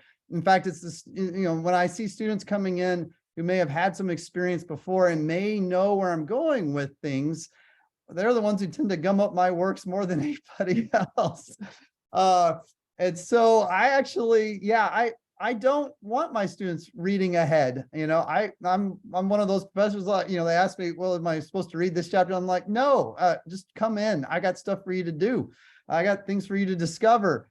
And so one of the approaches I really like is the guided inquiry, though emphasis is on the guided. That's a bit where I see people stumble in that they look at inquiry and this thought of, I'm just going to let them run free and hopefully figure something out. That's not what I do. Instead, my mindset is I want to put you in a situation where you're going to come across my learning goal in a more organic sense. And yeah, I'll name the idea later, but I'm not going to tell you up front what it is I'm going to ask you, to sort out. Give you a quick example of this. In the Newton's third law lab I mentioned a little earlier, one thing I'll do is we'll break out the carts and the tracks. We'll have low friction tracks, 2 carts sitting on it. We'll have force probes on the carts. We'll have some motion detectors sitting out. And I'll say, grab a mass set while you're at it. So already what am I doing? I'm beginning to restrict their search space because I'm giving them very specific equipment to pull. But I'm not saying go discover Newton's third law. No, instead what I do is I said, okay, I want you to set this up in a way where the carts, when they collide with each other, come up with a way so that they experience the same amount of force in that collision. And of course, that's easy. And then I say, all right, now I'll figure out a way for them to come to, collide together so that they have the same size acceleration. Again, not too hard. And then I say, okay, well, now make the accelerations different sizes. Not super hard. I mean, there is a mass set sitting right there. Most of them catch on to that without too much trouble. Of course, then I hit them with the zinger. Now make the forces different sizes. This is where the frustration comes in, right? And I'll let them stew over that for a while. And, it eventually, the message dawns on them. We can't make that happen. And I'm like, exactly, write that down. That's kind of important. I don't actually tell them it's Newton's third law until the next class. It's in the next class period. We'll come back. Oh, you know what you discovered last time? It has a name. Let me actually tell you what it is. But now it's your idea. You own it. It's not me, because who's going to believe what some Yahoo like me has to say, right? No, it's yours. You've seen it with your own eyes. Funny thing is since I started doing that particular lab, the FCI questions that target third law for me have skyrocketed. I mean, they just don't forget it after all that. So what have I done? Well, one, I've not told you what the actual learning goal is. I've given you a task to do. I've restricted your search space by defining what you're going to use and how you're going to use it. And I call it staying in the zone. This is from psychology research, Vygotsky's zone of proximal development work, where he basically said there's certain leaps in logic that someone can take on their own, but then there's also leaps that are too far. And so ultimately, if you have a well-designed guided inquiry activity, yeah, absolutely, then you're going to hit on the very edge of that zone as much as possible, but you don't want to go beyond it, because if you do, then it is genuinely frustrating, but in a bad way. I can't do this. It's impossible for me, and they give up and they walk away. But you don't want it to be too shallow, because then it just seems pointless. Why did you ask me to do that? It's too easy. I'm not learning anything from this. And so the sweet spot is as close to that edge as you can possibly get. And like I mentioned earlier, for me, I've found in teaching in different places that the populations of students that I teach, their zones do change, and their zones are in different places. And so I do have to go through a calibration a bit whenever I move to another institution or teach at another institution. Right now, I'm actually teaching it too. I'm teaching at Lee College, but I also do a little teaching over at University of Houston Clear Lake, and I have to be very cognizant of how do I calibrate myself to those populations of students. And so one of the things that we wanted to do then is to kind of show everybody another kind of guided inquiry type of lab that I like to use when we start to move into the world of periodic motion. And so see, Rebecca, is there a way we can toss out the masses and springs one onto there? The Word document. Yes, I can do that. I'm going to have to stop sharing though as I do that. Is that okay? Gotcha. Okay. Yeah, Why yeah. don't you explain this first, and then I'll grab it after you're done talking. Sure. So this is another lab, we'll ask you to take a look at, just a few minutes. This one, I believe it is HTML5, isn't it? So this one ought to load a lot easier. Yeah. But as you'll see, though, it was actually written for an on-campus lab where we're using physical equipment. And so one of the things I really want to highlight here is, well, two things. One, you'll notice I'm not actually telling you what the actual learning goal is, but I'm giving you a task to do. And then two, I'm restricting your search space with what tools I'm asking you to accomplish this task with. And then the third level of this that I would kind of like you to think through a bit is, what happened to me when COVID hit and we had to go online. I had to redo this lab, but in a way that was accessible to the students being online. And so, yes, I pulled in a PhET to pull that off. Exactly. So you'll see that in Rebecca's slide there, where we kind of give you a hint on which PhET really makes sense for this. And so one of the things that I'm going to ask you to do as you're taking a look at this is, what learning goals do you think I'm actually targeting here, as opposed to what task I'm asking you to do, but what learning goals do you think I'm actually going for? And then the other one is, how might you revise this for a PhET deployment as opposed to a physical kind of hands-on sort of thing? So maybe take, what do you think, about 5 minutes or so to call it up and take a look at it and let us know your thoughts.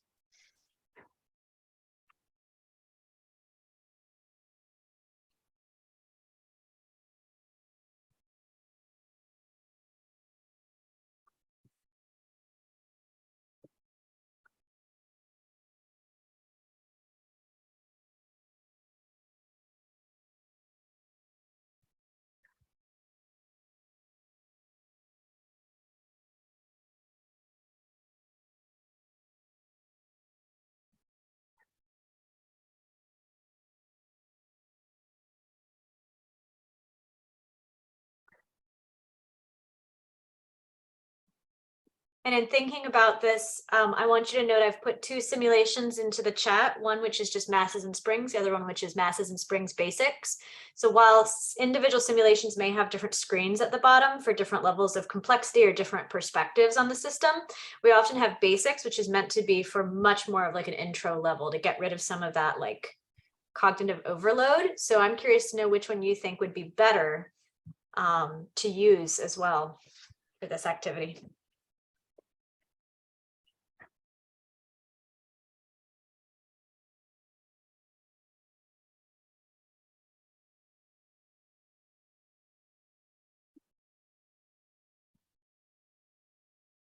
And the activity you want us to look at, is that revised simple harmonic motion? Yes, that's it. Sorry, I revised it for some formatting things. It's not actually. Yeah. Okay. That's what Evan's talking about.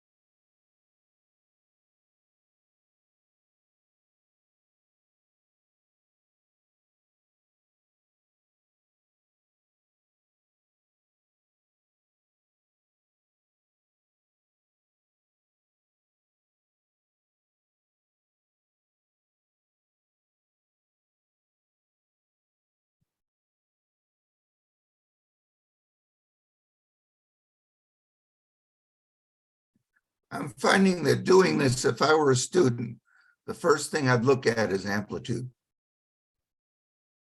It's the most obvious. It stands out. And I would probably measure it wrong. I'd measure the top of the mass at the top and the bottom of the mass at the bottom. Absolutely. I see it all the time. You're absolutely right. One way that I kind of frame that when I pounce in after the fact and I start to give them names, and as I say, number one, hey, you did great. You're looking at something valuable here.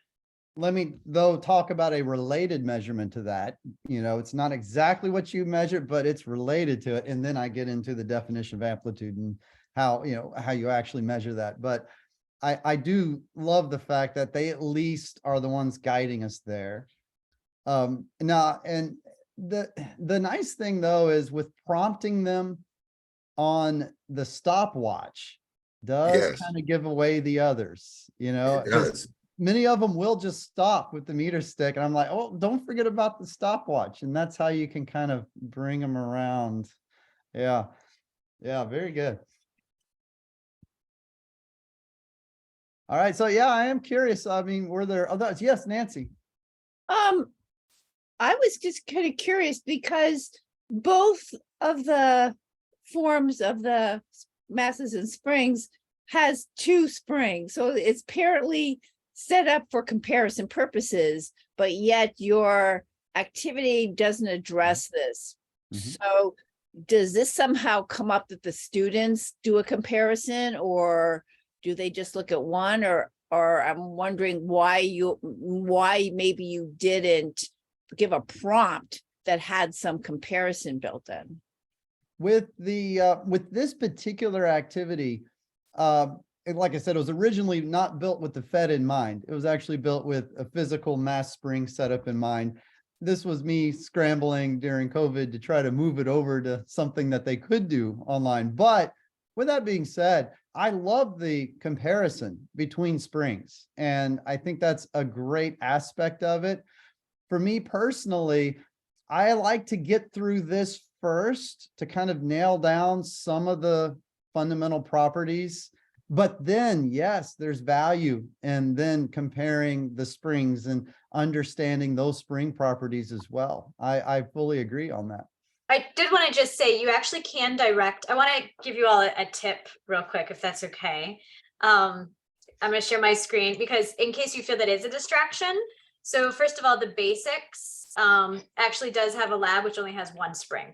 So if you wanted to direct students to them, you could tell them to go straight to the lab. There is a way to share with students a link. If you felt like you wanted to limit them, there's a way to share a link just to this so that these other 2 don't appear that have the comparison ones.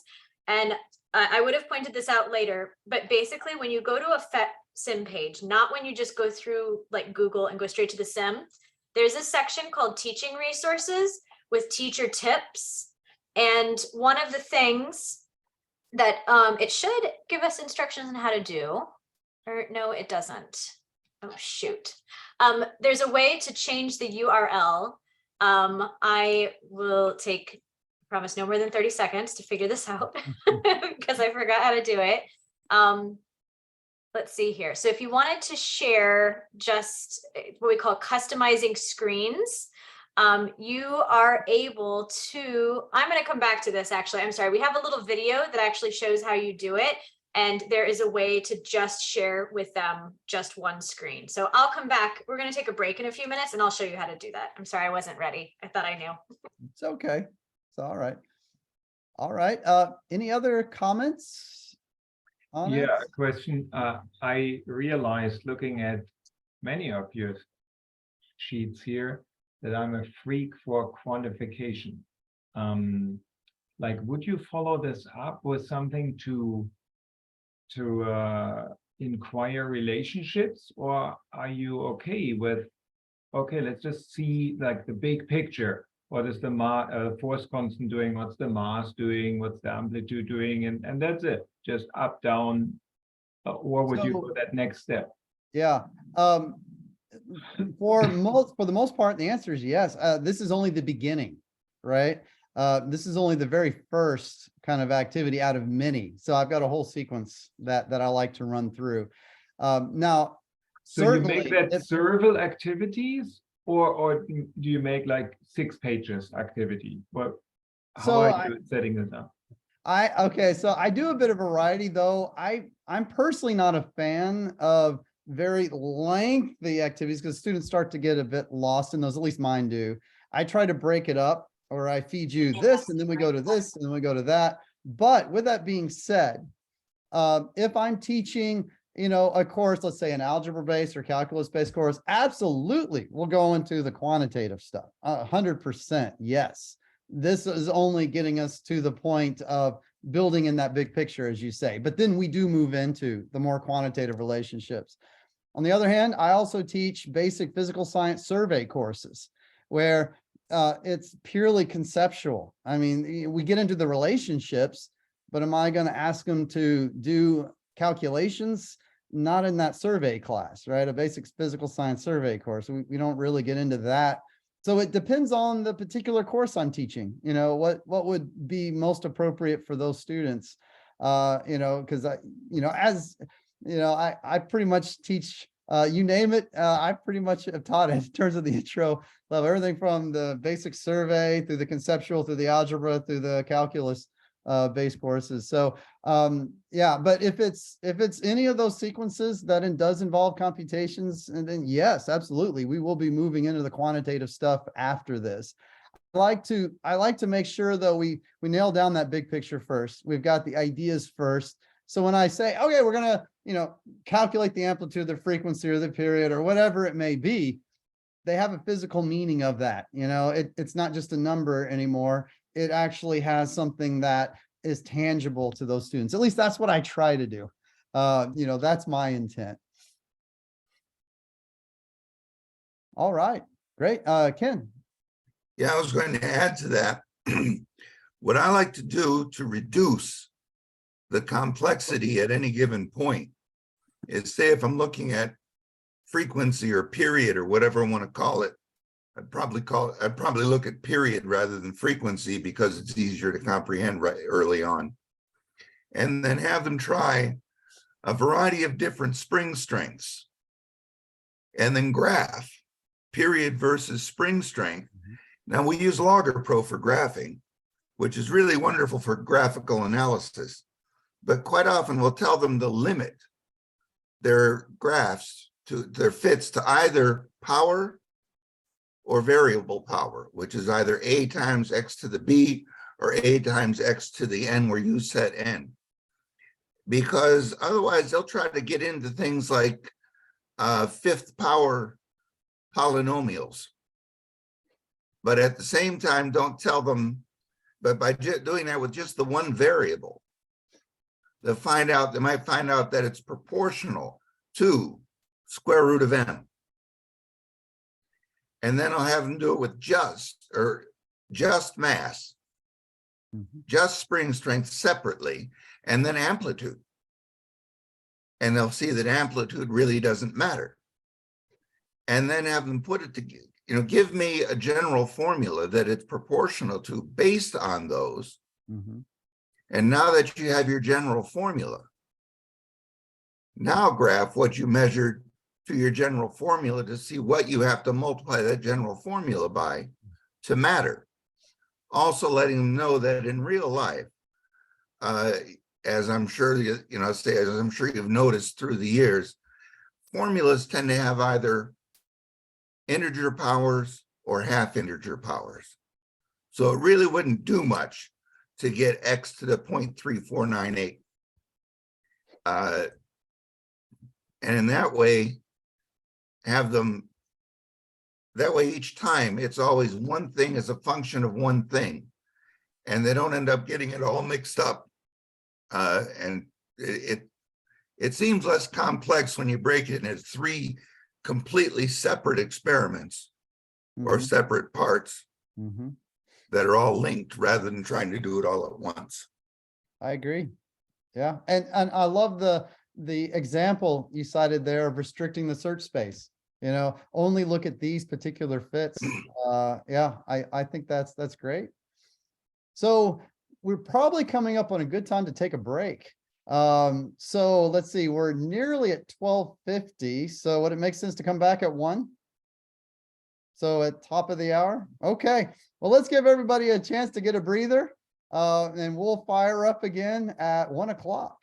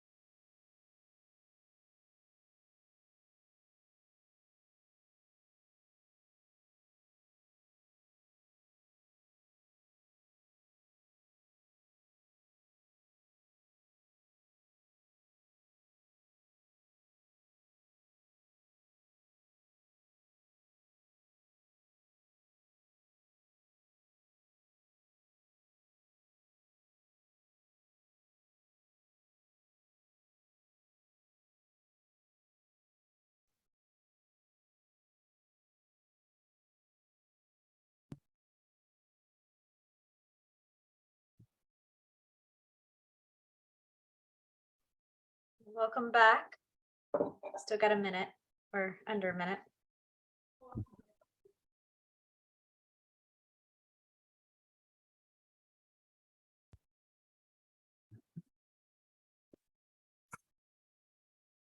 Hello, Evan. Hi. Hi. Just something with, if you're getting into numbers and fits, I've found is really terrible is y equals mx plus b. Because they It will don't work. use the physical labels. I'm so with you on that. Even if it's a linear fit, it usually will work to an extent, but will be completely meaningless. And I find a lot of students come into my classes having learned that linear fit is perfect, linear fit is correct, and try linear fit before you do anything else.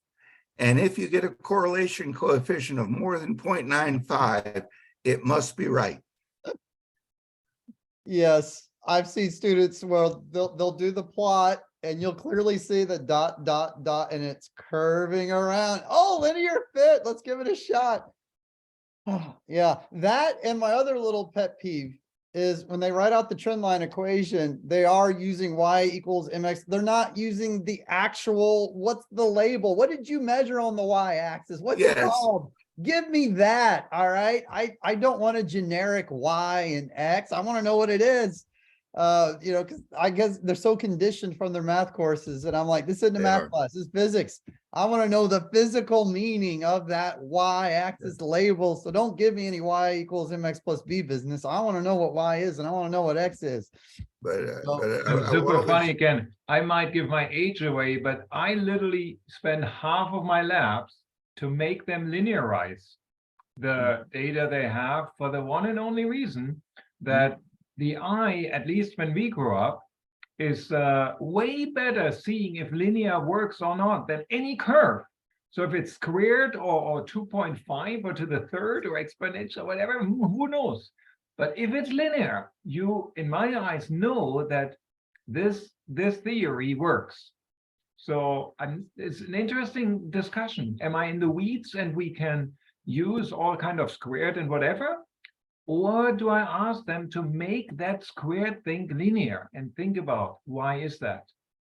So I wanted to add here, there's some things that I think might be kind of exciting coming along with PhET. Some of the concerns that we've heard from people is that PhET simulations are just, many simulations are just ideal. They're too perfect and they want to have a little more variability. I realize what you're talking about with the whole like linearizing is not the same thing.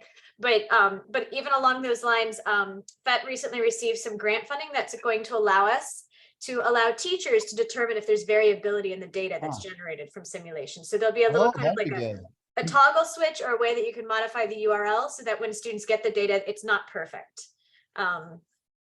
which leads to richer discussions. So that's that. And I didn't know that was coming. That's It's, I mean, again, things take a while, so you probably won't see anything for the next like 6 months. But if you are signed up on the PhET website, like with a free teacher account, then you'll get a notice about that stuff. So I wanted to just bring everything together about this whole challenge prompt thing. And again, this may not be a big challenge for you, but it's for some folks, it's a newer way of thinking. I've shared a document in the chat that's called challenge prompts. And I just would be a little bit remiss if we didn't actually ask you to try to come up with a few challenge prompts yourself. So I would like to challenge you within the next maybe 10 minutes to, again, find another simulation. I would say one you have not used, and write a challenge prompt. Drop the PhET simulation name, the link, and your challenge prompt in this document here. And come up with, be as creative as you can. And I've also added another sample sentence stem specifically for Ralph, and not just for him, but also for me, because I also care deeply about data. And I just want to show how I think you can make a challenge prompt that is data driven, but there's a lot behind it. My background is in modeling instruction. And so oftentimes when I would ask students to do a lab, my challenge prompt was graphically and mathematically model the relationship between whatever and whatever. And so the first step was, let's define the system. And then the second step is, now how do we graphically model that relationship?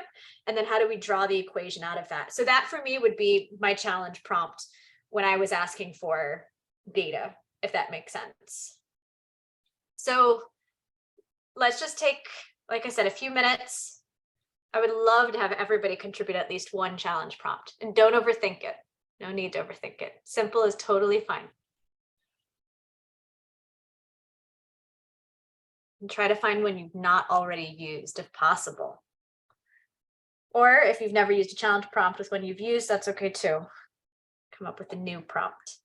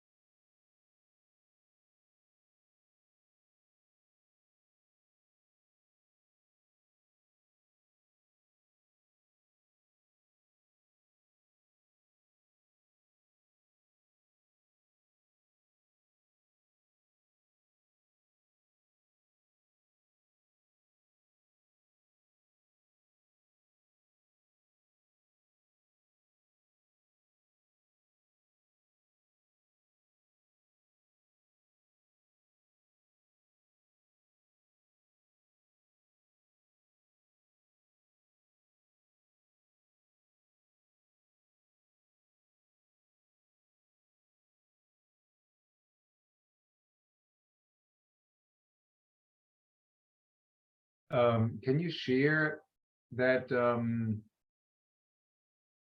that challenge prompt example? I cannot write in there. I can only view it.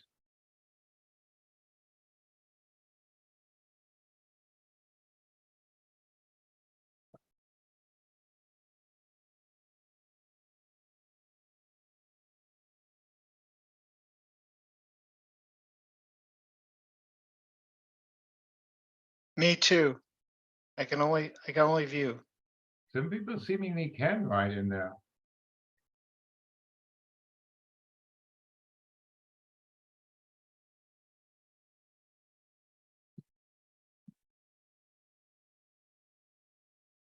Try refreshing. Will do.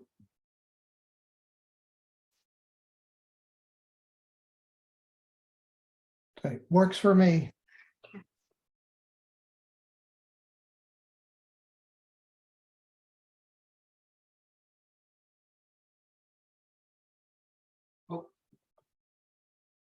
Works now that I refreshed. Okay, good.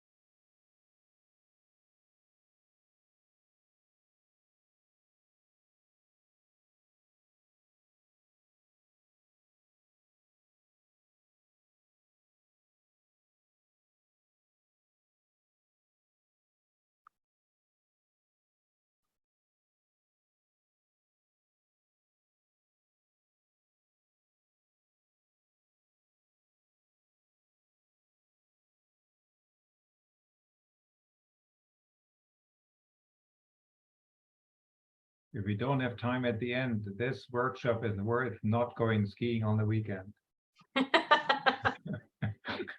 Thank you for that. I appreciate it. It's very kind.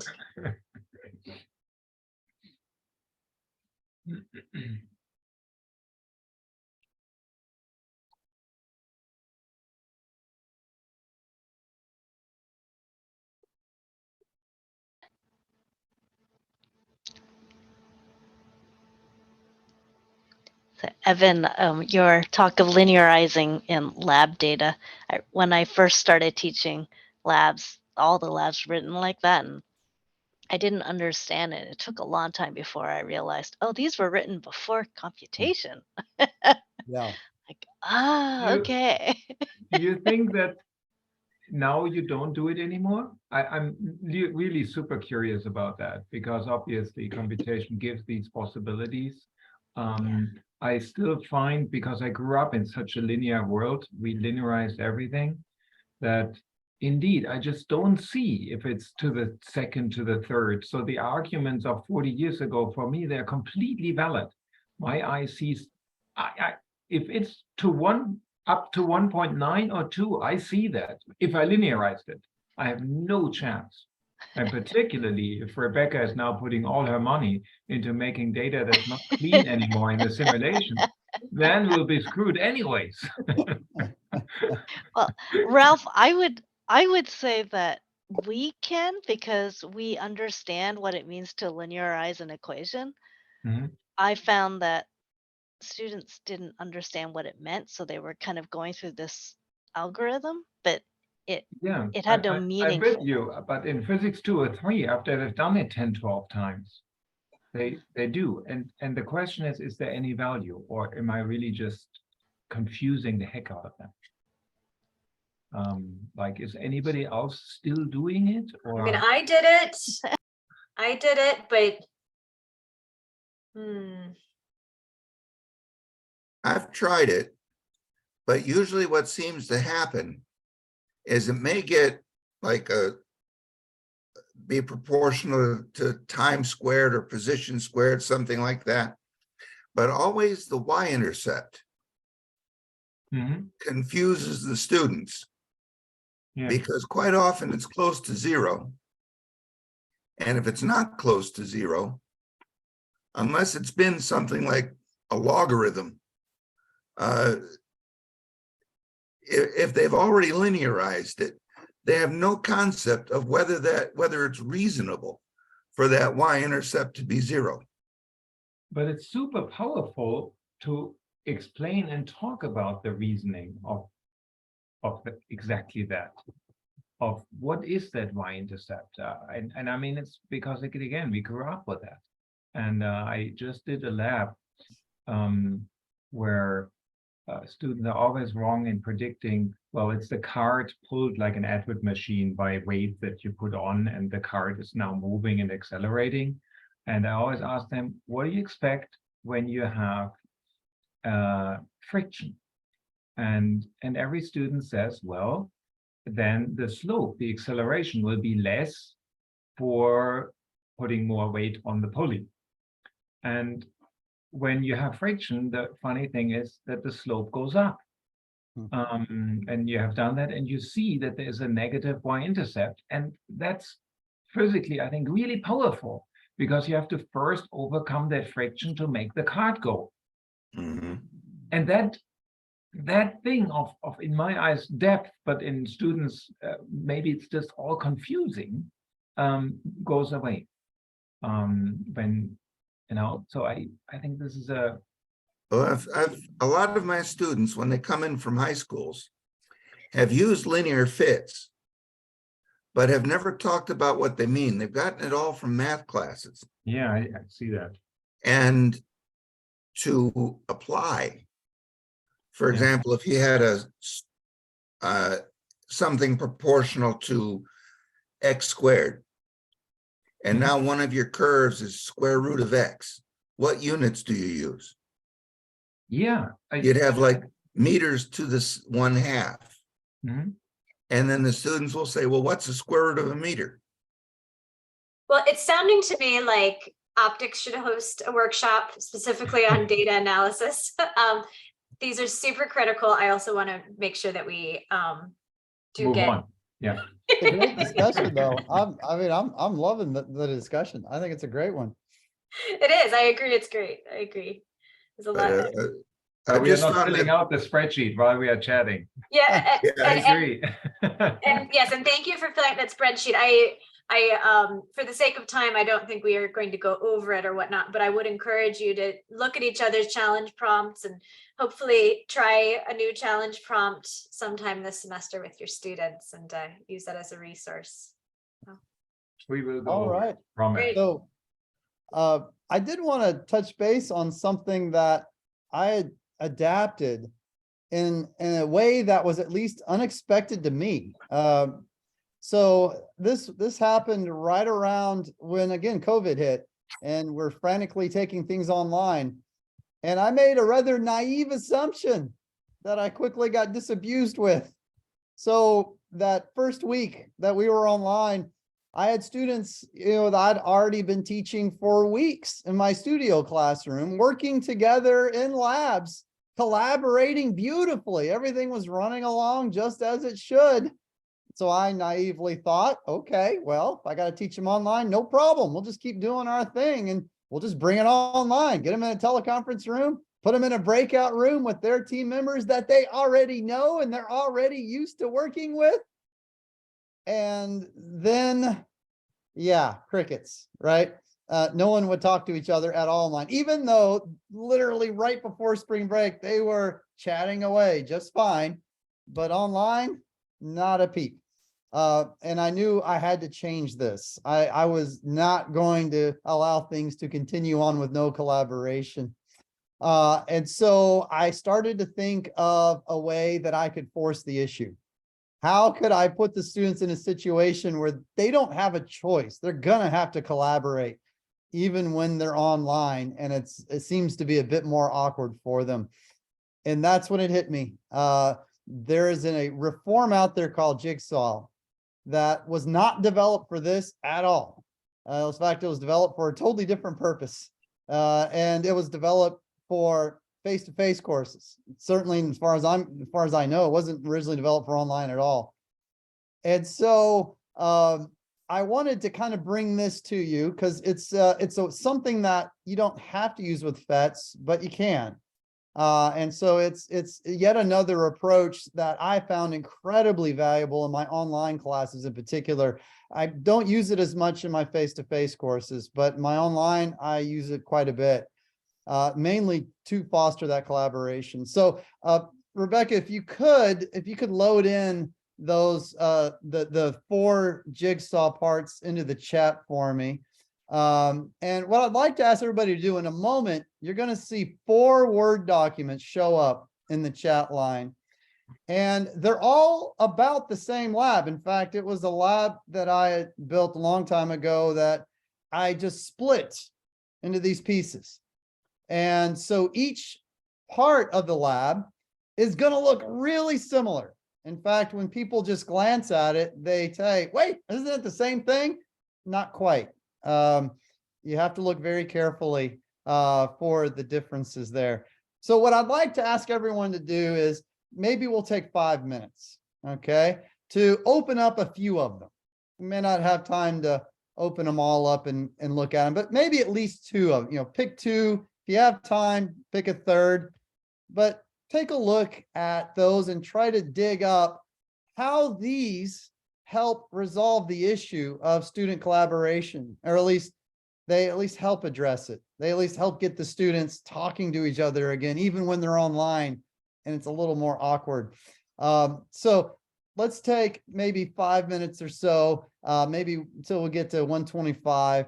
And just open as many of them as you can and take a look at them and try to sort out what am I doing here? How am I trying to force the students to collaborate with each other?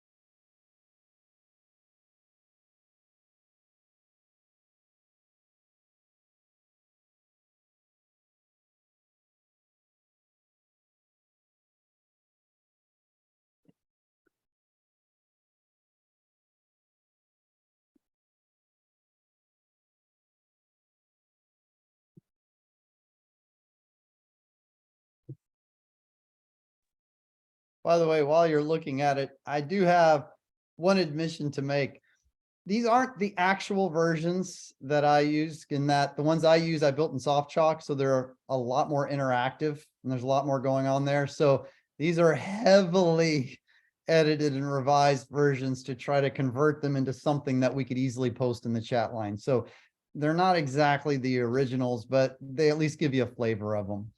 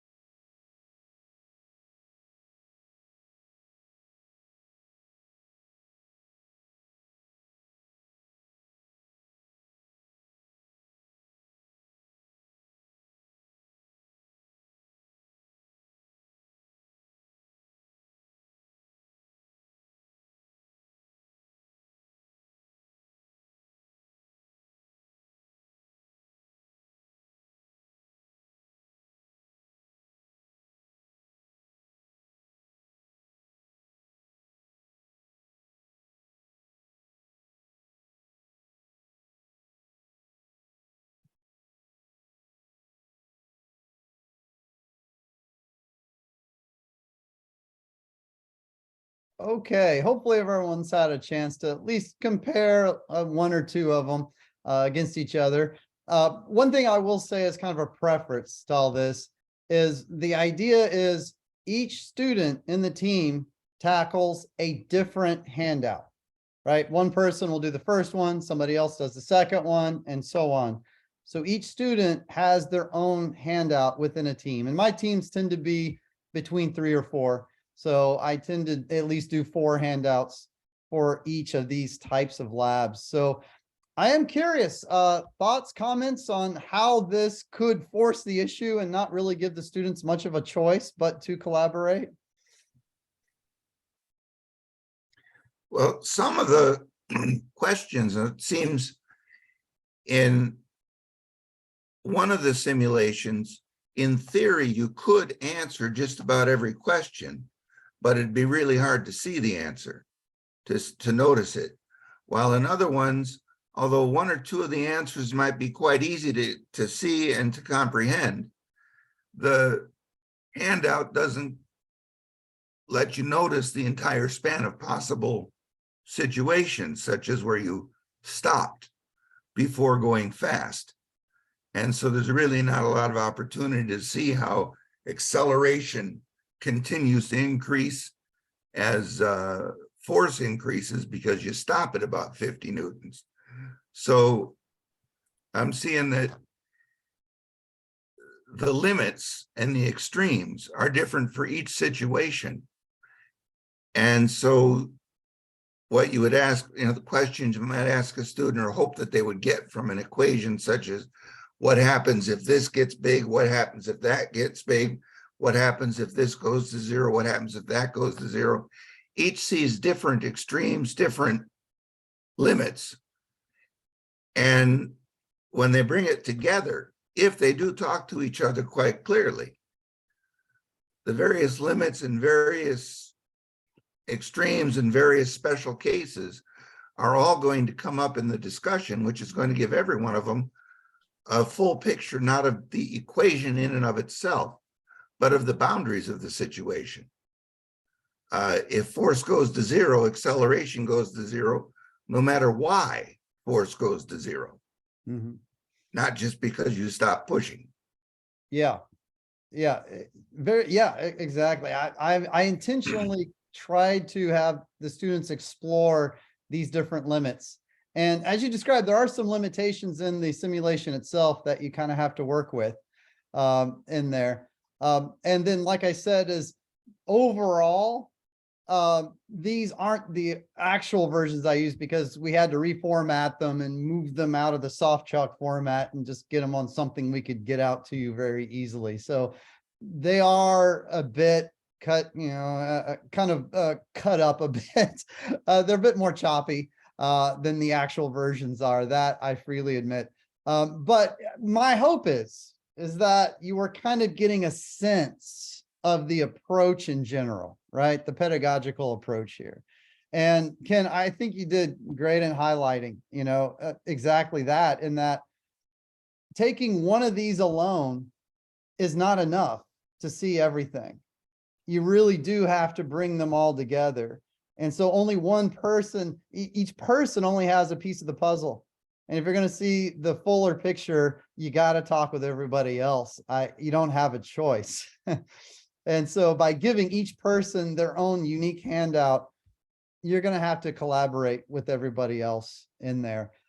And that's essentially how I forced the issue. And where I was pulling this from was from a reform where the thought was you're teaching on campus and maybe you don't have enough equipment for everybody to have a setup.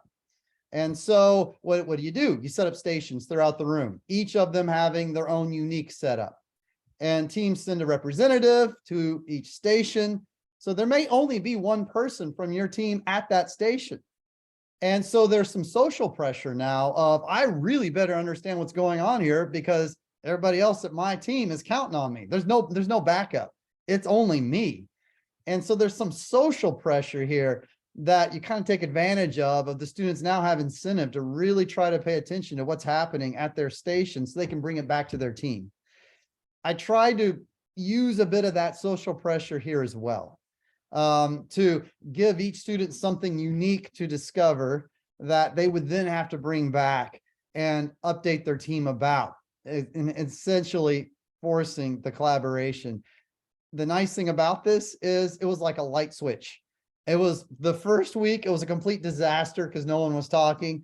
And the moment I rolled these out, boom, I mean, the buzz came back in all of the breakout rooms. I started going back to the break and everybody was talking again. I'm like, oh, thank goodness. So I actually was so happy with it in my synchronous online courses. I then transitioned it into my asynchronous ones as well. And so I'm doing a flavor of this, though, adapted for an asynchronous approach as well. And I've been very happy with that. I'm actually getting discussions happening on the discussion boards as opposed to, the very generic sort of comments that I got so tired of seeing in my online classes. I actually wanted deeper discussions, and this did it. I mean, I started getting much better discussions, even in my asynchronous courses. So it was something I wanted to bring to your attention. Like I said, it can be used with PhETs. I used it with PhETs quite a bit, but it can also be used with other formats as well. Just to give a quick kind of rundown, I know we're running a little short on time, on how I adapted this, not only in labs, but I also adapted it in problem solving as well. One of the things I'd been doing for actually a good year or two before COVID hit in my own on-campus classes, when it came to problem solving, is I wanted to get away from the scenario where I work a bunch of problems and then you go and do some homework and hopefully it all sinks in. And I did not like that approach at all. I changed it up where when I came across a paper in the physical review letters, PER, and they were talking about contrasting cases where they're doing it in the vein of Faraday's law, where they would give the students a bunch of scenarios, in some cases where the magnetic flux was changing, other cases it was not. Of course, in some cases you get induced current, others you don't. And the thought was they want to draw out the linkage when you see a bunch of different scenarios. I took that idea and ran with it, where instead of just working out an example for them, I'll give them pre-worked examples, but some will be in the vein of problems that they are already familiar with, but others will be new ones they haven't seen before. And then I ask them to compare and contrast. Very simple task to do, but it's something that can draw out the unique features of the new types of problems that I want them to see. After that, I then want to transition from me being the one doing this to them being the one. So then we move into team-based problem solving, where they're working together at a table on a specific problem. And then we wrap up with them up on the boards. I've got dry erase boards all over my lab.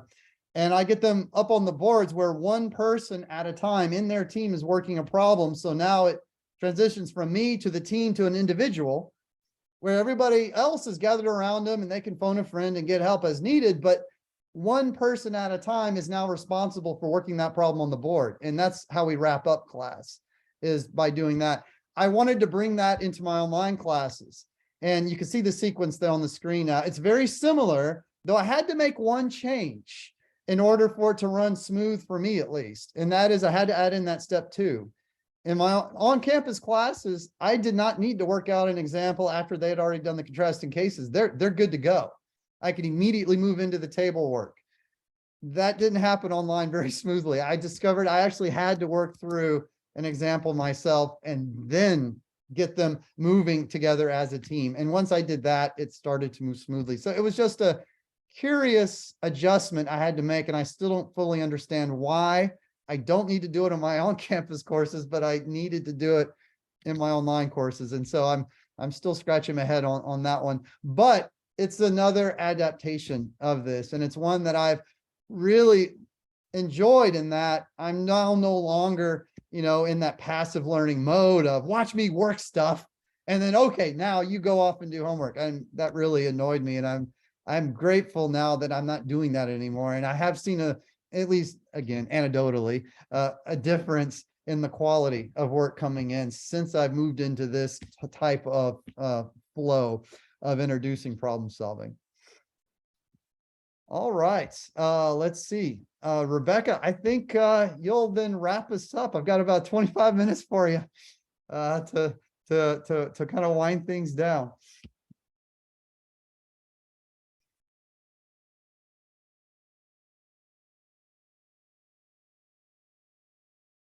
Rebecca, I think you're muted. Thank you. Thank you. I'm curious to know, it could be just a bit digital show of hands. How many of you have used PhETs teaching resources or things called our teacher tips or the activities on the teacher contribute activities platform? Anybody? One, Sherry has. Raji has. Okay, Ralph has as well. Okay, so a few of you. So I want to show you how to get to those because a lot of people overlook them. So that's one thing I want to share with you because that can be a point of inspiration, I think, sometimes for activities. And the second thing I want to share with you is that we have a new virtual workshop that provides some more guidance. Because I know earlier I heard, like, I would like to know more about how PhET can be used in various different ways. And we have like additional resources for that. So I'm going to stop, actually, I'm going to stop the PowerPoint, but I do want to go to the actual website and I welcome you to follow along with me. So I'm not going to force anybody to make an account or anything, but if you don't have an account, you're not going to be able to see the student resources. It doesn't cost any money to make an account, and you can also opt out of any email newsletters. We do send maybe, you know, two times a month, maybe on average, I think is about how often the newsletters go out. And those are generally updates about new simulations. You know, sometimes we do ask for donations, but you can just ignore those if you don't want to get them. That's okay. And then a lot of times we send out announcements about like events and things. So I think it's good to be signed up. So you can create an account right there. And then when you go into the actual simulations, I don't know, does anybody have, what's coming up right now in the curriculum? What are people teaching like next week? Who's teaching something fun next week? Heat and getting into temperature. Something about heat and temperature. Okay, well, let's take a look maybe at, we could look at gas property, or let's look at the energy forms and changes. I'm not going to go into the sim, but there's two things I want you to all know about. One is a thing that's called teaching resources, and this is always created by the PhET team.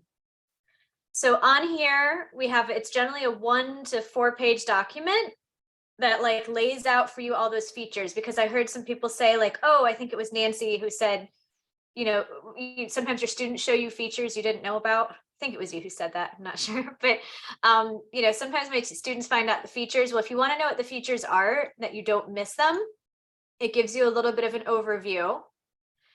And then it also will sometimes say like, hey, you might not notice this, you know, something will appear or show up under certain circumstances, be prepared for this. And then you can, as I mentioned, you can append the simulation URL if you want to make modifications. Like if you want to have one Bunsen burner, or like one burner versus 2 burners, if you want to make sure that the 2 burners like are linked together. So here we have like two beakers filled with stuff, and you've got 2 burners underneath. And if you want to turn up one burner and force it to turn the other burner up the same way, students can like click on a button in order to make that happen. But if what you want students to do, you want that to be the default, you can do that. So that's that.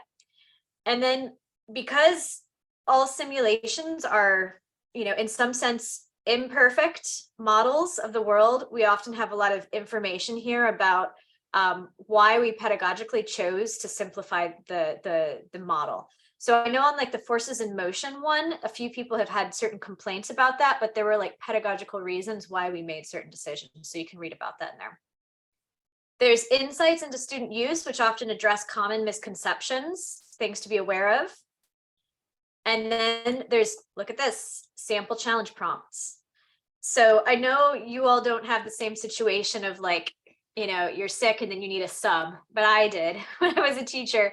And like, even just these questions here, to like throw those onto a worksheet and to tell students, go have at it while I'm out sick, can be a really helpful thing. So the teacher tips can be quite helpful, especially if it's your first time using a simulation. And then the second thing I want you to know about is there's this activities. So PhET has a database where people have been contributing activities for like 15 years. And I will warn you, they've not all been vetted. We look at stuff when it comes in and we see, is it actually like a PhET simulation, or is it like somebody trying to publish a chapter? Because we get stuff like that. And then we like put it on there if it's like related to a simulation. And then we will note if it's been authored by somebody who's part of the PhET team. And we generally will have like a check mark if we generally find there's inquiry. So here's one about temperature and energy. This is probably not the right level for you, but we have a teacher's guide and a student handout, which includes a modifiable student handout, and you can see what other people have done. So I'm so sorry, I'm in a dark mode on the computer, but the point is somebody else has put in a little bit of effort to, so that's why it's looking weird, is because I'm in dark mode, but it's, you know, they've got images and graphics.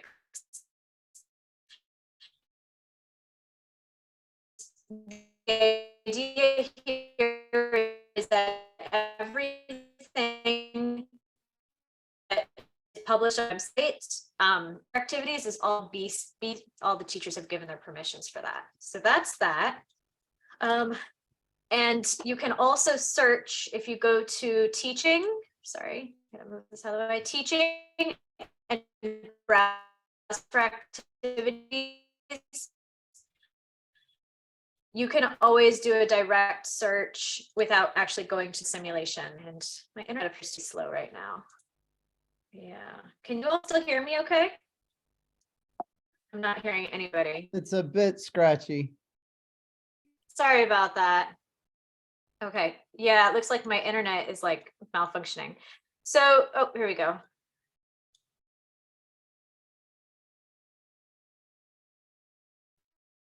So, teaching and then browse activities. Oh, yeah, I think. Rebecca, what if you turned off your Let me video? try that.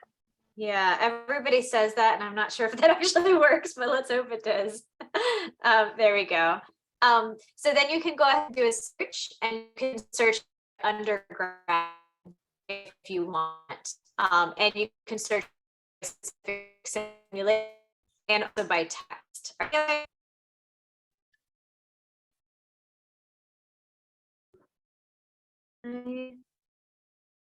Oh.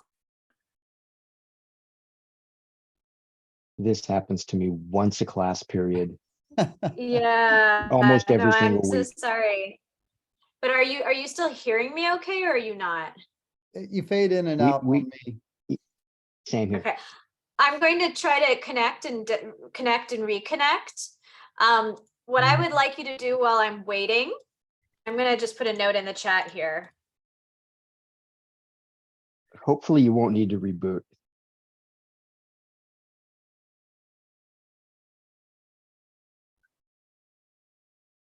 While Rebecca's getting disconnected and reconnected, I'll throw out just a quick thought on, it was a question I think Ralph asked at the beginning on timing, which, you know, really resonated with me in a lot of ways, because I'm sure we've all faced it. You're teaching a class and you could tell that you're like, okay, I'm not going to have time to get through this activity. I really want the students though to do, you know, to learn about this topic and do something that will at least be engaging, but at the same time, I don't have, say, 30, 40 minutes for them to go through it. One tool that I've used quite a bit, and PhETs have actually been a valuable way for me to get it done, is interactive lecture demos, ILDs for short.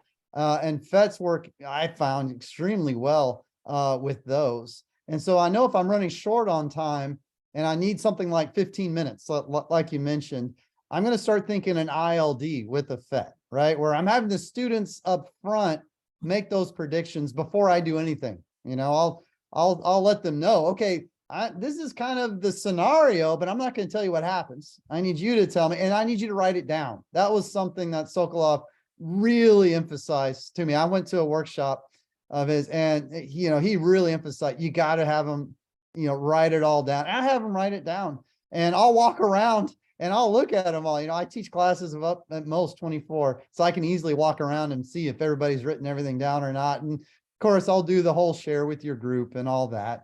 good stuff. But then you actually run through it and you have them compare and have a class-wide discussion on it. But that's something that I can bring in if I know I only have maybe 15 minutes.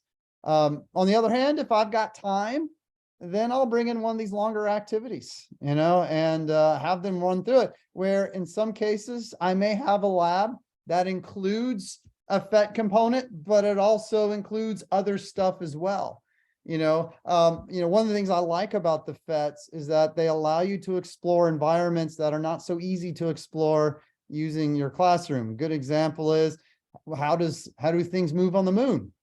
Well, not so easy to simulate that in your classroom, but you can run it on a PhET.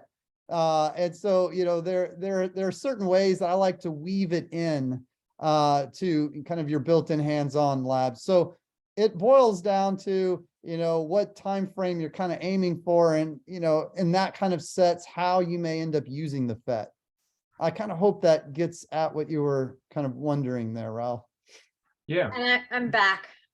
Oh, good. I don't know if people saw the notes I left in the chat. Yes.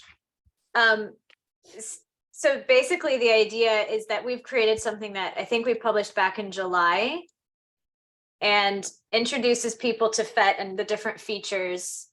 And then responding or like adding to what was just being said there, we have a module which focuses on whole class strategies. And I'll be honest, globally, people are often making pedagogical decisions about how to use PhET, not based on what is the best timing and moment to use PhET simulations, but literally based on what's their format and what kind of technology is actually available. So this was really written with a global audience in mind. So under whole class strategies, we focus on 3 different ones. We focus on what we call whole class inquiry, which is basically leading whole group conversations, prediction questions, but we're like either the teacher's driving the simulation and using a projector, or is having a student up front and then the class is telling the student what to do. The second thing we focus on is interactive lecture demonstrations, which I super love, honestly. And we give examples of the different steps. So choosing the sim related to the goal and dividing the learning goal into demonstrations. And so you might see this looks, do any of you know David Sokoloff, and who else is Tom? Were you part of that too? I don't remember who's who, but In the early days. yeah, in the early days. So literally there's these templates, right? Which is here's a scenario, and then the teacher can show the scenario. What do you think is going to happen? Student makes a prediction and explains it. And then why do you think it happened? And then that last part is, beyond this, that last part is really about, now what do I do with the peers around me, and how do I make references? How do I justify my thinking? And then when I see the result, if it was incorrect, how do I reflect on that? So we have templates and all that kind of stuff. And then we focus on concept questions with peer instruction as well. So that's there. And then the other pieces Where did you have these? So this is all under teaching and then virtual workshops. Okay. I just thought you had ILDs for PhETs already prepared, ready to roll and take. So I misunderstood. So there may be some. If you go into the PhETs, into the browse activities, you'll see that there is something that says demo. It's possible that some people have them written up as ILDs. We're training people to do that. We also have multiple choice concept questions. So if you browse for that, like Trish Loblane has a whole bunch of what she calls concept questions or clicker questions. And I think she has a whole ridiculously large set right here, which is by physics and by chemistry. And it's you could just screen capture these and throw them into a PowerPoint. And, the only caveat is that she may have screen captures from the olden days and not the most modern ones. But anyway, you can look at that. And then the next module focuses on how to write a worksheet. There we focus a lot on challenge prompts and effective strategies for writing worksheets. And then the last one focuses on, as a teacher, how do I put all of this together? What should my classroom environment be like? How do I look for learning opportunities, things like that. So I wanted to give people, again, I put the links in the chat, but I just wanted to give people a chance to quickly scroll through and just see, like, is there anything there that's interesting to you that you'd like to learn more about? I mean, we can't do it in the next 10 minutes, but I am curious to know if there's something we didn't touch on today that you really would have liked, and maybe there could be a follow-up, one-on-one or whatnot, but. I have a bit of a question that Yeah. something that bothers me generally about using PhET instead of doing something live is I always wonder, what is this PhET really right? I mean, it's a simulation. Did they really do it right? Does that ever bother students at all, or is that just my issue? And what you mean by that is like, can I trust the computer? Can I trust the simulation to show me the reality?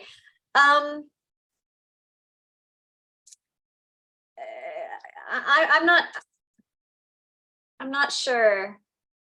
I don't think I've heard that concern. I mean, students often don't believe things they see in front of their face anyway. So I don't know.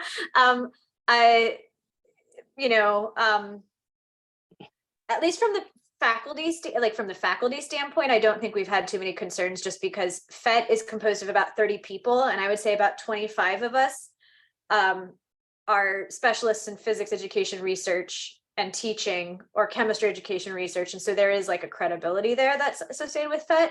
But yeah, and again, I would not use a PhET simulation in place of hands-on materials if I had hands-on materials. Like I would not just replace, I would do both. Does that make sense? Like, Yeah, it does. I was absolutely fascinated.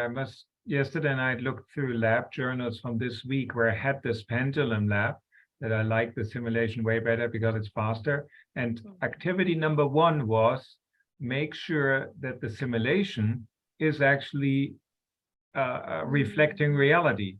Not a single student did what I would have done, and I thought they do. Build a pendulum, make it half a meter long, take a stopwatch, check how long it's going, and compare it. Not one. They were just having different masses on there and just looking, oh yeah, it's the same. Not one person did something quantitative, which was always my worry. Like, is this really accurate?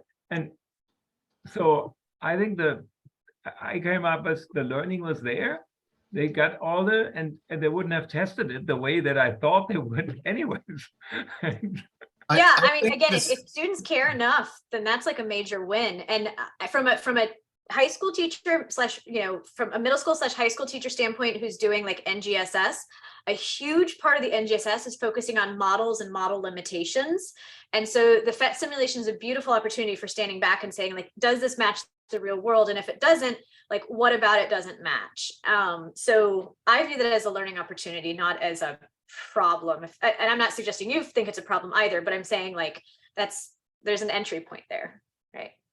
I think I found that students will often trust the simulation more than they will what they see in real life. And battery and bulb experiments are one of those things, because in the simulation, the default is no resistance in the wires and identical light bulbs and identical batteries. But when they get into the classroom and they actually have the equipment, wires have internal resistance, batteries have internal resistance, identical light bulbs out of the same box are not identical. And so they see those differences and they start to think, oh, well, wait a minute, what's wrong with the real thing, and so they trust the simulation a little more than they do the reality. Yeah, and I find part of that comes from their experience with things like video games. Yeah.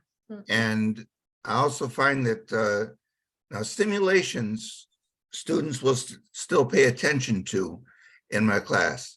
But what I used maybe 10 years ago, if I showed a video of something, a short movie video of an experiment being done by another professor, they would actually pay attention to it, watch it.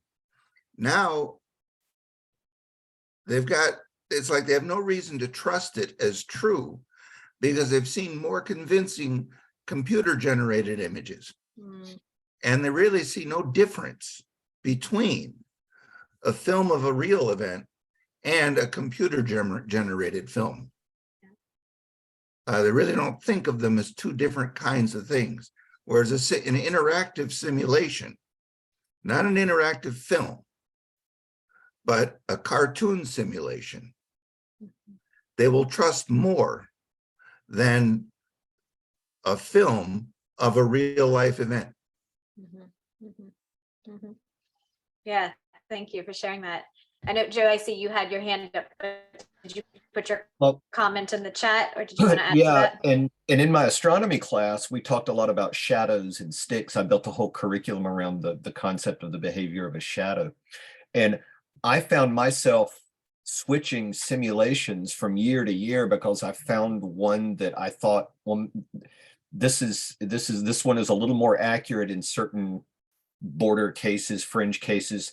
And I worried more about the accuracy of the simulations than the students ever did. Yeah. Which I always thought that was kind of, in one sense, I thought it was kind of backwards, but in another sense, I thought, well, that's kind of the way it's, because I know things about it that they don't know. So I know more about what to look for in those fringe cases than the students do. But I found the students to be very trusting. And I think this is a case where we can co-opt that trust. I mean, they believe everything the calculator tells them out to the 15th decimal place.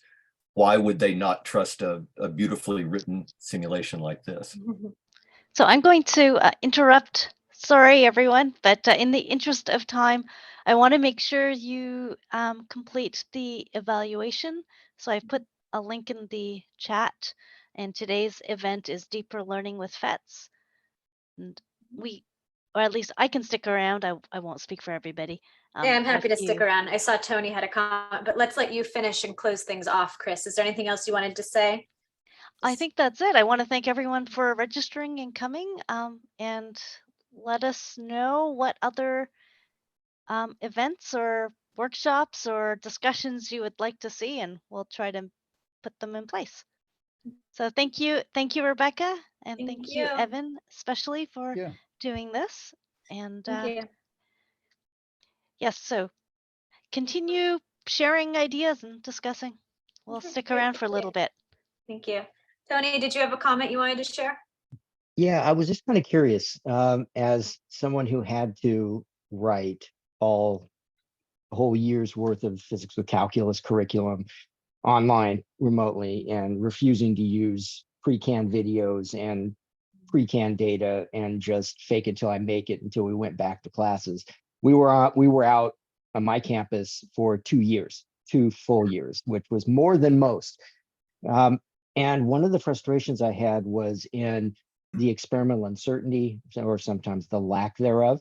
Now, sometimes you can get around it with, in a PhET simulation, for instance, a meter stick that has enough enough uncertainty that when you're trying to measure it with the meter stick, you aren't going to get precise numbers. But has there been discussion of building, I don't know if it would be a toggle option or something where there was a built-in tolerance? For instance, the light bulbs say 5 ohm resistance, but have them be plus or minus 1 or 3%, or maybe having a massless string in a pendulum that wasn't quite massless, something that would make a gravity measurement, or something that was not optimal, but close, because I tend to try to emphasize, along with model building and hypotheses, also data analysis, the nonlinear fitting and whatnot. And I think that was really something that was lacking across the board. Ironically, the gases lab simulation has a built-in uncertainty with their pressure measurements. Unfortunately, it's so large that sometimes it's to try to get accurate data when you can't, say, take us 5 seconds worth of data. It's a little bit problematic, but just having that variation was super, super refreshing. I'll stop. Yeah, no, absolutely. I'm actually looking right now into our grant proposal. The short answer is I suspect within the next 6 months, you will start to see that toggle option, not on all simulations, but on select ones. And then we're also creating simulations that actually address uncertainty. So I wish I could tell you what our priority was. I understand. Oh, I know what it's going to come out first. It's going to come out first in projectile motions, because I see the picture in projectile motion, because I see the picture in the grant proposal right here. And I've seen a few people. That would be a talking. great start early in the Yeah, year. so when you launch it, it's gonna fall a little before the ideal, a little after the ideal. I strongly suspect that the variability will be random and not like, as you say, like a string with mass. That probably is a little bit like too specific for the majority of our users, but yes, it is coming, and there's a greater and greater policy emphasis on data science and data analysis and that kind of stuff. So we actually just hired like a few months ago, Kathy Carter. She's a math and primarily a statistics person. So she's our full team member that's committed to that work. So along with Matthew Blackman, if you know Matthew Blackman, he's a pretty, okay, these are high school people, but they're all very Ironically, I know David Sokolov and okay. Ron Thornton, but I guess that probably dates me a little bit. Yeah, no, it's the classics, right? Okay, so yeah, it'll be coming. I would say please sign up for a PhET account. It's free, and you get notified when that comes out. Got one, but thank you. And will the uncertainty toggle be visible to students or what? I'm actually not certain. It may be a situation where it could be visible, but we'd also probably have it where you could modify the URL. So whatever URL you gave to students would have the default with whatever you wanted, where it would be invisible to students. Or bury it in the lower corner options where students never that's think to look. that's probably also likelihood. The problem with the burying it in the corner is that somebody would still have to go toggle it on. And if you're a teacher in the classroom, you don't want to deal with that, right? So I suspect we're going to have multiple modes. But Tony, if you're interested, I'll and for any of you, if anybody wants to ever write to me, I'll put my email in the chat. I know that they're actually looking for like advisors. I don't know if they've already filled up their group of people, but they told me they wanted advisors on exactly that, like prioritizing things. So if you drop me an email, I'd be happy to put you in touch with the person, because I don't think we have any two-year college folks that they're reaching out to. And you are a two-year college person. Yes. Yeah. You're at community college. That would bring a perspective I highly doubt we have. So That would be fantastic. And I would certainly be interested. Thank you. Great. Any other questions for Evan or for me, or comments, complaints? And if people need to go, don't feel like you need to stick around. Okay. I would say thank you very much. This was informative. And even for somebody that has used this a lot, it's really good to see outside of the box what other people are doing. And I got some really good ideas. Evan, Ken, thank you for the time and the questions and the resources that you guys have mentioned. And you as well, Chris and Rebecca, thank you. It was, I think it's very useful for me. Thanks. I appreciate that. I'm happy to do it. And Tom probably doesn't recognize me, but I went to a workshop probably 15 years ago that he had hosted at Lee. I do, Tom. I do recognize you.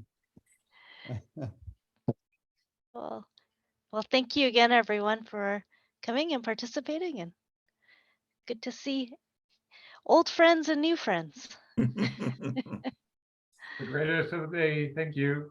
Thank you.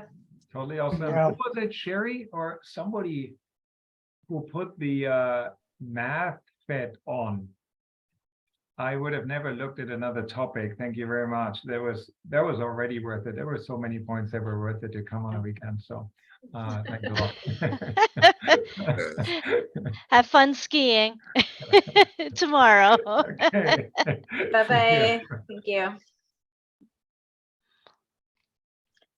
Chris, did you want me and Evan to stay around at all? Only if you have anything you want to share. Otherwise, I think we're good. Okay. Yeah, I would just say if, I think I shared before, we do have a well, what we consider to be, it probably isn't really a 45-hour virtual workshop experience.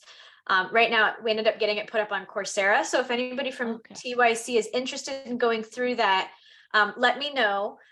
We can set up a private version where it doesn't cost, like normally when you go to Coursera, anybody can audit, but if you really want to engage and like get a certificate at the end, there's like a cost associated with that through Coursera. But if you think that there's like a group of 10 or more people who want to like go through that in kind of a self-paced way through Coursera, let me know. And then it's basically the content that was on the website that I showed, those 4 modules, except that it's in Coursera so that like it keeps track of what you're doing, and then you actually submit things and get a little bit of peer review as well. So cool. Do you want to draft like a little invitation maybe, and we can send it out to our Google group and see if there are any takers? Yeah, sure. And yeah, there's no pressure. I mean, it's going to be there for a long time, I suspect. So yeah. Okay. Great. Thank you. Okay. Didn't have the chance to say this earlier, but one thing I found very useful for is iClicker questions. Yes. With what's going to happen. Yes. Similar to the ILDs, but shorter. Right. And then have the students argue it out immediately. Yeah. And then rather than saying this is right, more of a, well, let's just see. Yeah. Yeah. No, absolutely. All those different. Well, and I think that's kind of, well, we kind of tie that into what we call our whole class inquiry, where, you know, what do you think is going to happen? Okay, let's check it out. That didn't happen. Or so like, you know, what else can we test in order to really understand what's going on? Let's check it out. What do we notice now? You know, that just kind of like, you know, kind of funneling, but with like a whole class, you know, absolutely. Because my students have said that when they talk to each other, they're more motivated and they retain more than when they listen to me. Yeah, of course. And when they're talking to each other, they're not looking for equations. Right. They're looking for concepts. When they're talking with me, they're looking for equations and how to get good grades. Right. It's true. It's true. Anyway, it's good to see you again, Ken. Yeah. Bye-bye. All right, I will pop off then. Thank you. Thanks, Evan. It was nice working with you. And yeah, it's good to work with you. Thanks for inviting us. Another Thank great you, workshop. Rebecca. Okay. Thank you. Bye-bye. Bye. And I'll chat with all of you later. All right. Unless Tom and Joe had something specific to say. No. All right. I'm okay. Thanks. I updated the Zoom account, so hopefully future Zooms will have breakout rooms and co-host privileges. So It's okay. It's always fun to do this on the fly, adapt on the fly, right? yeah, and I think you did a great job. Oh, I should stop recording. Jeez. Okay.